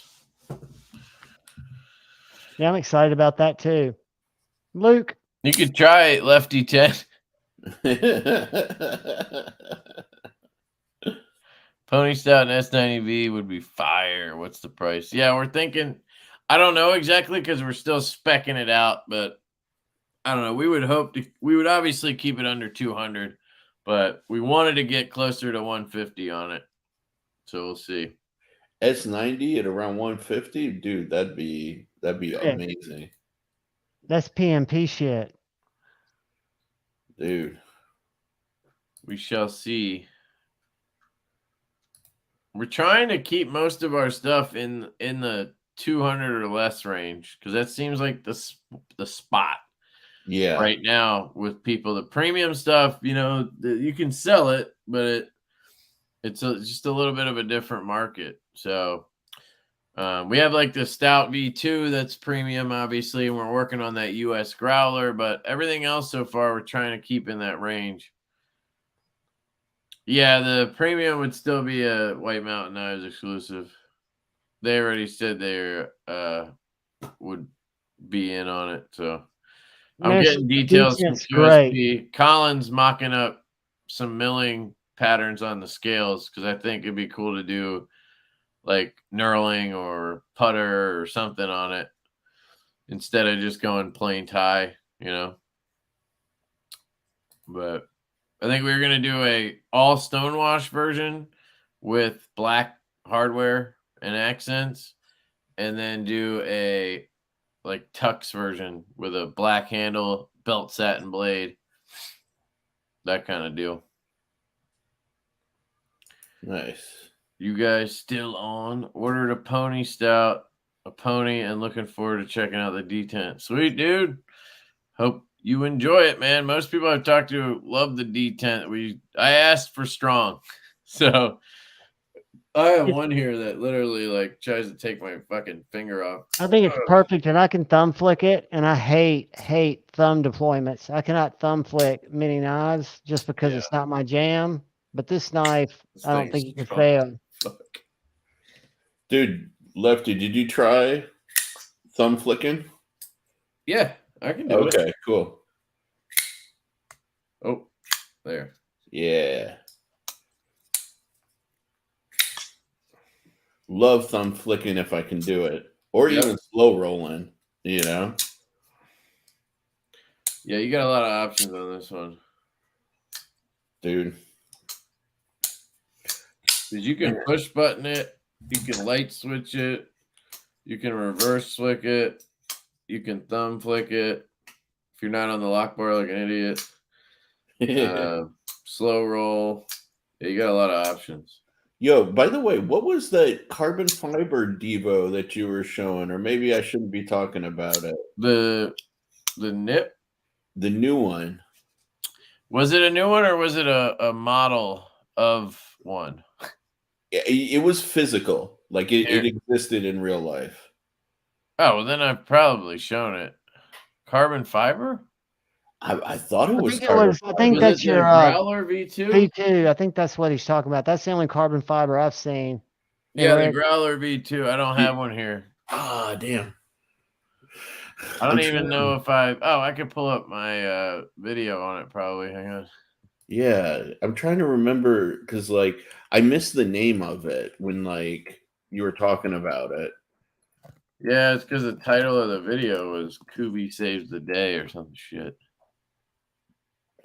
What did I put in there? Kubi comes in clutch or something. Oh, it is the Growler. I found it on your yeah, here it is. Your Instagram. This one. I'll share. I didn't think about Instagram. Yeah, I can tell from the blade shape already. Yeah. Yeah, that's the V2 Growler. So we ended up changing this to a belt satin and blue accents. Ooh. And then we got rid of the micarta one. We're doing the Stormtrooper, and this one's going to be dark blue aluminum with stonewash accents and blade. Oh, dang. Yeah. So we'll have stonewash, belt satin, and black wash, and then CF aluminum and the G10. Dang. Yeah. I think it's going to be sick, dude. That one's in production. So Chris was asking when it's going to be available. If it's in production, is that like 4 months out? Yeah, I'm hoping it'll be in the summer at some point. Kubi's pretty quick. They say 60 days on production, but I think they're getting a little bit inundated by people. So I think it's usually 3 months I put it at. Like we ordered the V2 mashes in 1st of February. We got those. When did we do that drop? April something, mid-April, or maybe it was the end of April. Oh no, we just did that, didn't we? I don't even remember now. But so that took what, February, March, April? Yeah, it's like 3 months usually. Bro, I need that carbon fiber version though. I'm not gonna lie. Yeah, we added a little bit of lock bar access, and then we added one more body screw because the way they had it was one body screw down here and a shorter backspacer, but there was flex in the scale, so we were like, fuck that. So we added one more on the other side of the lanyard hole. There you I don't go. think it'll look good. Just a little bit longer backspacer to make it more, structurally sound. Yeah. That's really, I think, the only two changes we made other than aesthetically, because they were money. They're slightly contoured. To me, it's way better than the V1. Dude, and I'm not mad at you putting a second screw, honestly. No, sometimes you have to. Yeah, I don't think it's going to affect the looks at all. Dude, that's I'm telling you, I need that carbon fiber in my life. Well, you'll have a shot at it. Hell yeah. You can check the prototype out at Blade. We'll have them there. Sweet. So sweet. We've been known to sell prototypes too. So anybody coming to Blade Show, we got some prototypes we're bringing along with a bunch of models. We're going to have buzzes, ponies, V1 growlers, and pony stouts. And then prototypes we'll have on the table of everything we have. Might sell some of those. We got patches and shit. I think we even have a couple of V1 mashes too. Dude. Yeah. Bring the patches. I'm part of the patch gang. Yeah, dude. You're all about that fucking, what's that brand? Oh, That's a Felony? Yeah. Oh, I thought it was Data Crew or something. Oh, Data Crew, I'm definitely, but I'm definitely. I tried to get one, dude, and I gave up after a week of their emails. Their emails are fucking brutal from Data Crew. Oh, yeah. Yeah. They're just the dumbest shit ever. Right? Sorry. It's that LA, Southern California, we're trying to be too cool for school kind of shit. Yeah. Store. Yeah, the buzz. What? The pop-up store buzz. Yeah. Dude, if you want one though, I've got an extra one I can send you, man. Of what? If you want one of their pouches. Oh, now you have some? You didn't have any. You were trying to find one before. Bro, now I got pouches. That's what happened to me, dude. No, I'm good now because I bought 6 or 7 or 8 and I sold some. And so I have my 2 garage built ones in my bag. I have a mini tech case from Alpaca Gear. Yeah. And then I have a Alpaca Gear hub pouch in my truck. And I'm set now and I'm done. Yeah. I'm not really a patch guy or pouch guy where I want to collect all these fucking pouches. I just want to get my shit set up, Exactly. Exactly. Yeah. I'm not trying to collect them like baseball caps or something, Right. It's definitely a thing, though. Some people you can definitely tell are into them. Oh, yeah. Yeah. But I mean, I get it. It's $60 or whatever, and you feel like you're special because you got part of the hot drop. But dude, you can turn around and sell any one of these on eBay for double or triple the price. Yeah, crazy. I don't fucking sell shit on eBay though, man. No, it's just I've invested in pockets. Yeah, Blade Ogre. I'm not that happy with how the V1 came out. It's a solid knife. They put a good edge on it, but I just really don't like shielding and what they did to us on that one. They did us dirty on that one. They were, they had Chinese New Year coming up and they fucking just, shit the bed, just waiting. I don't know if they were hungover all day at work or what, but I literally had a guy hit me up today. He went to maintenance his knife, or I forget what he did, and he saw the bottom clip screw is a completely different screw than the top one or the ones on the other side. It's a smaller head, but a thicker screw and long. It literally sticks out this much into the inside of the handle. You can see it. And I'm I've seen this before because fuck them. I'm why don't you try to remove that screw and put it back in and let me know what happens? And he takes it out. Sure enough, they strip the fucking liner and then they put mounds of Loctite on a thicker screw, fucking force it in. Ugh. And that's how they shipped our knives, dude. That's how not all of them, but The ones when where they had a problem, instead of scrapping them, they would just. They literally sent me footage of them assembling the knives, so I can see. And all the OEMs do this, by the way. I can see a guy grabbing a fucking power drill. They use these power hand drill things to put screws in. They don't do it by hand. They go like this. They pick up a screw and they go zzz. That's how they put your knife together. What the fuck? And like, so obviously, zzz, and he fucking strips out the liner or whatever. And instead of, getting rid of the liner and doing that, they use a thicker screw and tons of Loctite. And they're like, dude, what if it has a fucking reversible clip on it, you idiots? It's not like something like this where you can't reverse it and maybe you get lucky. 90% of people don't ever take that screw out. Yeah. But and even then I'm not saying I would ever condone that. I'm just saying, like, what the fuck are you thinking? Like, they're not. That's the thing. They're just not using their brain at all. They're just going through processes. That shit pisses me off so bad. Yeah. So that guy hit me up today. If you guys are ever having a knife made, just do not use shielding. Just trust me. I don't care if they turn around now and make 1 million great knives. Like, I just can't. That's just the level of incompetence to do something like that on multiple knives. And then to fucking send knives that look like they got ran over by a fucking tank. Like the blades. We had black wash blades with giant fucking streaks in them. Oh. What the hell? Anyway, so the V2 is going to be way better. It's Kubi. I trust Kubi. And we made a bunch of updates to, making those adjustments. So it's, and the ones that are fine are fine. They're, it's not like that, but there was just too many that weren't fine, Yeah. Apparently it's time for SKL, and I don't want to bleed into JB's. Oh, fair enough. Yeah. Time. And it's fucking, 1 a.m. here, so it's probably a good idea. Dude, I enjoyed hanging out with y'all. Sharif, it's always good seeing you, brother. I can't wait to see you in Atlanta. I love you. Oh, shit. We never did a giveaway. Oh, shit. Let's do that real quick. I have some O knives. How funny is that? I have an O knife Odical. It's a little utility knife. That's a cool one.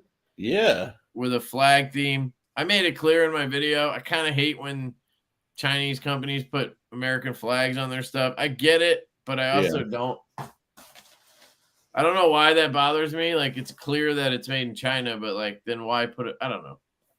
I guess anything with a U.S. flag probably is made in China, honestly. And it's going to sell more because the buying public is U.S. Yeah. Yep. No, I get it. I don't know why it's a weird thing to me, but this is the O knife Spur Dog. It's actually assisted, but fragged. Dude, all right, let me actually take it out. We might end up bleeding into his time just a little bit, but I don't want to. I think he went at 2:00 today, if I'm not mistaken. I could be wrong. You what? I think he might have gone at 2:00 today. Let me pull up. No, people just said SKL, but oh, okay. So it has a lock on it, but I'm not gonna lie, I actually like this knife. It's like hard, painful for me to say that out loud because it's assisted. But look at this thing; it's kind of good looking, right? Is that aluminum or is that? It's nice, dude. Green aluminum, and then you have this kind of like downward flipper tab. Okay. I don't know. I just dig it. It feels good in my hand. I just kind of wish it had a good detent instead of, being assisted. You can kind of, fold. It's easy to fold, but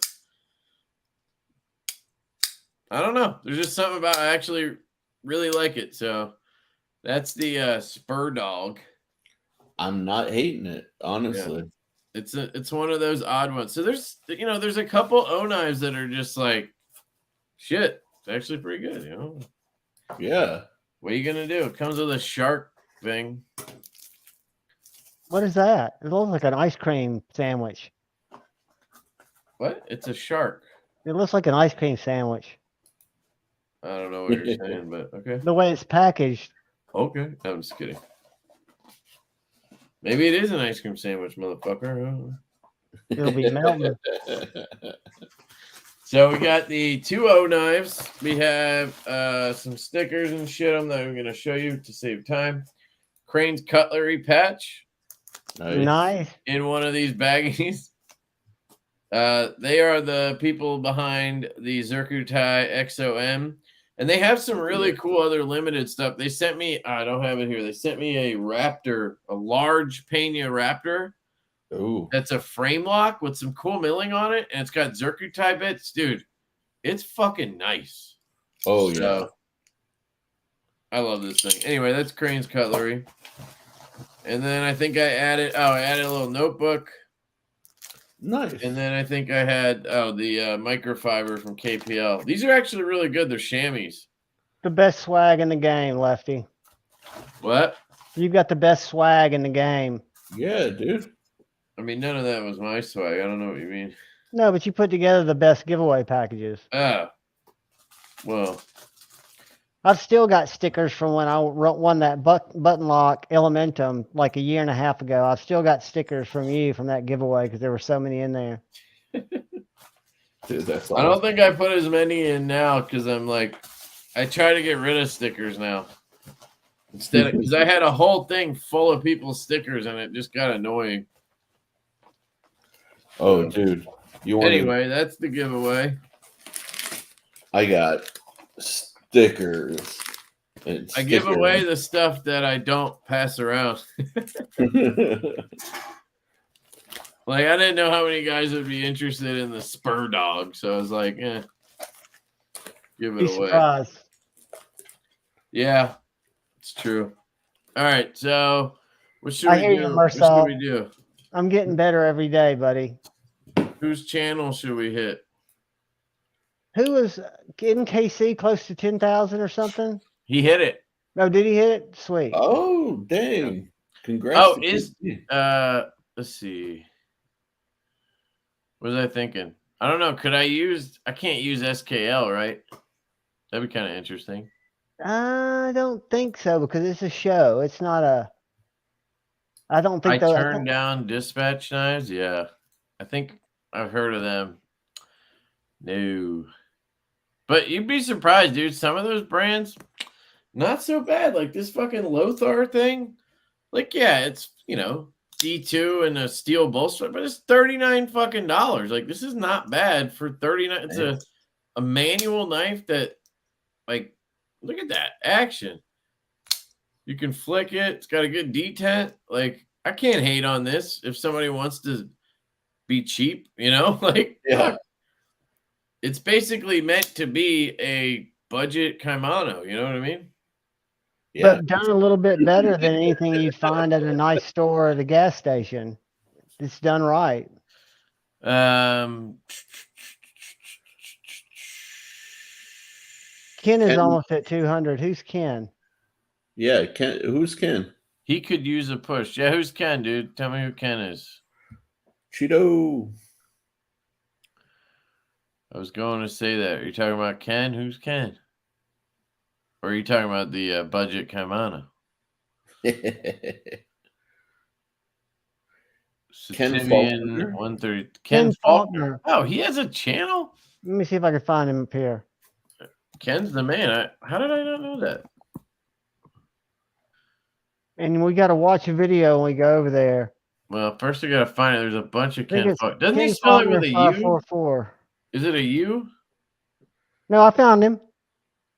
I'm subscribed. Here, Yeah, I'll put it's the link. spelled with a Fauln. And then 554. I'll put the link in. He's almost at 200, right? Is it the at Ken Faulkner? 196. Yeah, he's at 196. Here's the link. Well, hold on. I'm going to get the video. I'm going to pick the one that says, what do these three have in common? Because I see a Jack Wolf. Hold on, let me see it. Let me get that link. Yep. Hello, this is Ken. All right, so how to enter. To enter giveaway. Follow link below. Watch 30 seconds. Oh my God, Kev, spell. Like, subscribe to channel. and leave a comment with the word.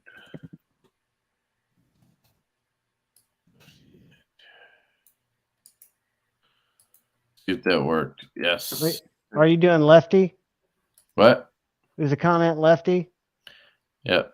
Same old, same old. And then I'm going to pin that, even though we're going to just do this real quick. But all right, there you go, guys. So what you're going to do is go to the video link. Javon linked it. I put it in that pinned comment.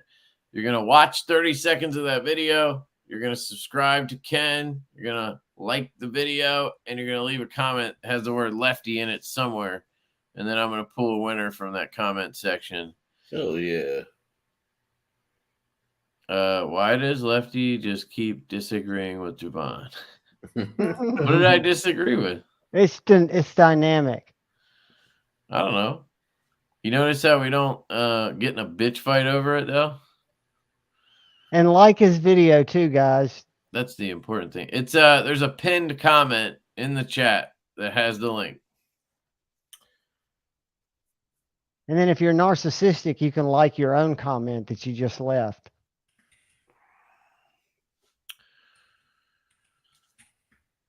It's true. I love the word contrarian. I definitely disagree with everything. Tim Dillon's my favorite contrarian. Have y'all ever heard his comedy, Tim Dillon? Me personally, no. Go to YouTube and check it out sometime. All right. He's got a podcast where he just rags on everybody. Check out Tactical Terry next time. Let me just find out. I did not have as good of an experience with Rosecraft, Peterbilt. Yeah, you're not the only one. Their QC is pretty bad. At least, I don't know, whatever. I've heard good things from people, but I've experienced very poor. So what I would say is they felt like $30 knives from CJRB or whatever, but they were priced at 50 because they had to be because they're OEM'd. You know what I mean? So, yeah. So, if you want to support the brand, I totally get it, And I don't have any problem with them. That was my experience. They didn't feel what you were paying for, I guess. Yeah. They felt kind of like this Lothar knife. And that's $39 on Amazon. But I handled like 3 or 4. So that could just ask Mattisfaction how he feels about their Mohawk. That Mohawk is a POS. That was such a great video from Matty. I love seeing that side. Does he like it or hate it? Hated it. It's his favorite knife. He didn't even hate it. He just said, I don't understand how all these reviewers I like say it's a great knife. Yeah. I unboxed it in a Knife Nerd box and was like, what the fuck? Who says it's good? The only person I saw say it was good was Choir Boys Cutlery, which that makes sense, kind of. Scab. I think Big Red did. Oh. Okay. Well, that kind of makes sense too. Hey, Chris Cole's asking when is I can't pronounce it, the Kaimano pre-order. I am shooting for the end of this month and like the week during Blade Show. Like it should be live somewhere That's between. That's a good idea. So you can pimp it at the show. Exactly. And dude, if we have any space on the table, if you want to hang out and bro, thank you. Yeah, you can do that.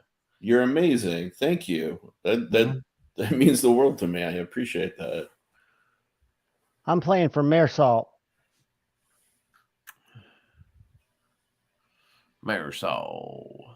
Yeah, is there anybody who never wins these things? I'll play for you guys. You're gonna get a lot of people that say they never win. It's pinned in the comment. So if you go to the top, maybe that doesn't work on mobile or something. Can you reshare the link? Yep, I got it. I got it right here. I've still got it in my thing saved. Here it comes. We can both do it. There you go. You guys go to the Blade Show in Salt Lake. I'll be there this year. We have a table this year. Dude, I may actually try and get a table for that. Yeah. We canceled Texas this year because we didn't have any inventory. Like it would have just been, we probably should have done it, but we were like, we're gonna spend all this money flying there, hotel, If all it this works shit. out for you guys, if you have inventory, you really ought to consider the Nashville 51 Productions puts it on, the Nashville City Custom Knife Show. It used to be the New York City Knife Show. Yeah. When's that one? It was right before, it was the weekend before we did the giveaways. So we'd already had Knives Live. So November? Congrats, November? Extra Terry. Congrats, man. Oh dang. Yeah. Yeah, I'll look into that. I just don't know if we can. I don't know. I think they're super cheap, and I don't know how far that is from you. It's probably closer than if we Atlanta. have inventory, it makes sense. If we don't, Right. That's the downside to doing a lot of models and not a ton of quantity of everything. We kind of don't have stuff a lot. But that's a good problem to have. That means you don't have overhead sitting there weighting your shoulders down. Yeah, but I think it means we should be ordering more. You got time for that. You're young. Yeah. It's always Can't make Atlanta, but I'll be in Salt Lake. Cool. All right, I'm gonna pull it, guys. Well, I'm gonna slowly get over there. I'll give people a last chance, and then we can. So what I do is I pull up the YouTube comment random picker that I pay for now because I talked him into it. Yeah, it's worth. I mean, now I use it every week, so it's fine. So we'll filter duplicates. Put the word lefty in. Pull. See how many we got? 52. That's it. 52. 102 people. Damn. Here's the link again, guys. You got. I guess we just figured out. Not many people like O-Knife. I'm not alone. Refresh it. I just entered for what's the point EDC. Okay. And I entered for Mare Salt. I didn't enter for anybody. Fuck you, guys. USN, yeah, that's another one I've thought about, but I don't know why that one just doesn't like Vegas. I don't know. Maybe. I just don't think we can afford to go to like every show, Vegas is harder on the body when you're sober than when you're drinking. Yeah. Especially since there's two of us too. So we got to pay double the airfare, double this, double that. So it has to be worth it. We have to have stuff to sell there. I'm hoping we sell a good bit at Blade. That's my goal. We'll see. I think you'll sell everything you got. I don't know. We got a lot of shit, dude. We kind of have it, like we got everything so that we'll have stuff for Blade and for Salt Lake, hopefully. And hopefully we'll get some more shit in by then. But like I think we have 50 ponies. We have 20 mash. And then buzzes, we'll probably have a good number because we'll have like our final shipment. So we'll have like all of them. So we could have basically whatever there. I think we have like 70 left over for us to sell. And then we have like 15 of the V1 growlers. So it'd be pretty amazing if we sold all that shit. But we're also going to try to price them well. So like the ponies are, $75. They're like 68, I think, if you use Lefty 10 at White Mountain. I think we're going to do like $60 at the show. The master will probably do like 120. My prediction is you sell everything, including your prototypes, before you leave. Buzz will probably be 300. Well, the prototypes usually, people are like, "Can I buy this?" And it's like, well, that's not available. But we have like, can I buy the prototype? Like, yeah, okay, might as well. Since we have random prototypes at this point. Like, we have a bunch of these CMB mash prototypes. We did like a premium one with them with a like a inset liner lock with a steel insert, kind of built like the Buzz, but we didn't do that. So we have these prototypes we could sell. Howdy, John Pauly. Glad you're here, buddy. Thanks, John. Appreciate that, man. All right. Hold me a pony, dude. I think we'll have enough, man. So you should be good. Just show up on Friday or whatever. Depending on how it goes, we might hold some for Saturday. If it looks like we're going to sell them, then we might hold them. I used to think that was the best thing to do, Kevin, but if it looks like you can sell them, sell them. I know. That's how I was thinking about it. I was having this conversation in a video and I was like, well, now I'm looking at it from a business side. And it's like, well, if I could sell them, I should probably just sell them so I don't end up not selling them. You know, like who knows what'll happen the next day. You know what I mean? People have a whole day to find other knives. So Right. that's why you don't look up, what is it? The bird in the hand's better than two in the bush. Yeah. All right, 63 guys. Here we go. You ready? I'm ready. Yeah. Oh, Demon Knock. Demon Knock. Congratulations, Demon Knock. Don't worry, buddy. You'll actually get this one. Hey, Demon Knock deserves to win. Did he ever get that package? He did. He got I think the equivalent. I know Shane hooked him up with a knife. Yeah, but did we ever get an answer from Shredder or whatever?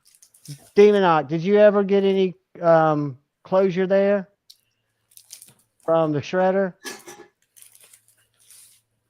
I haven't heard about them or seen them in a while. Not a peep. I wonder if the whole YouTube kind of getting canceled thing just...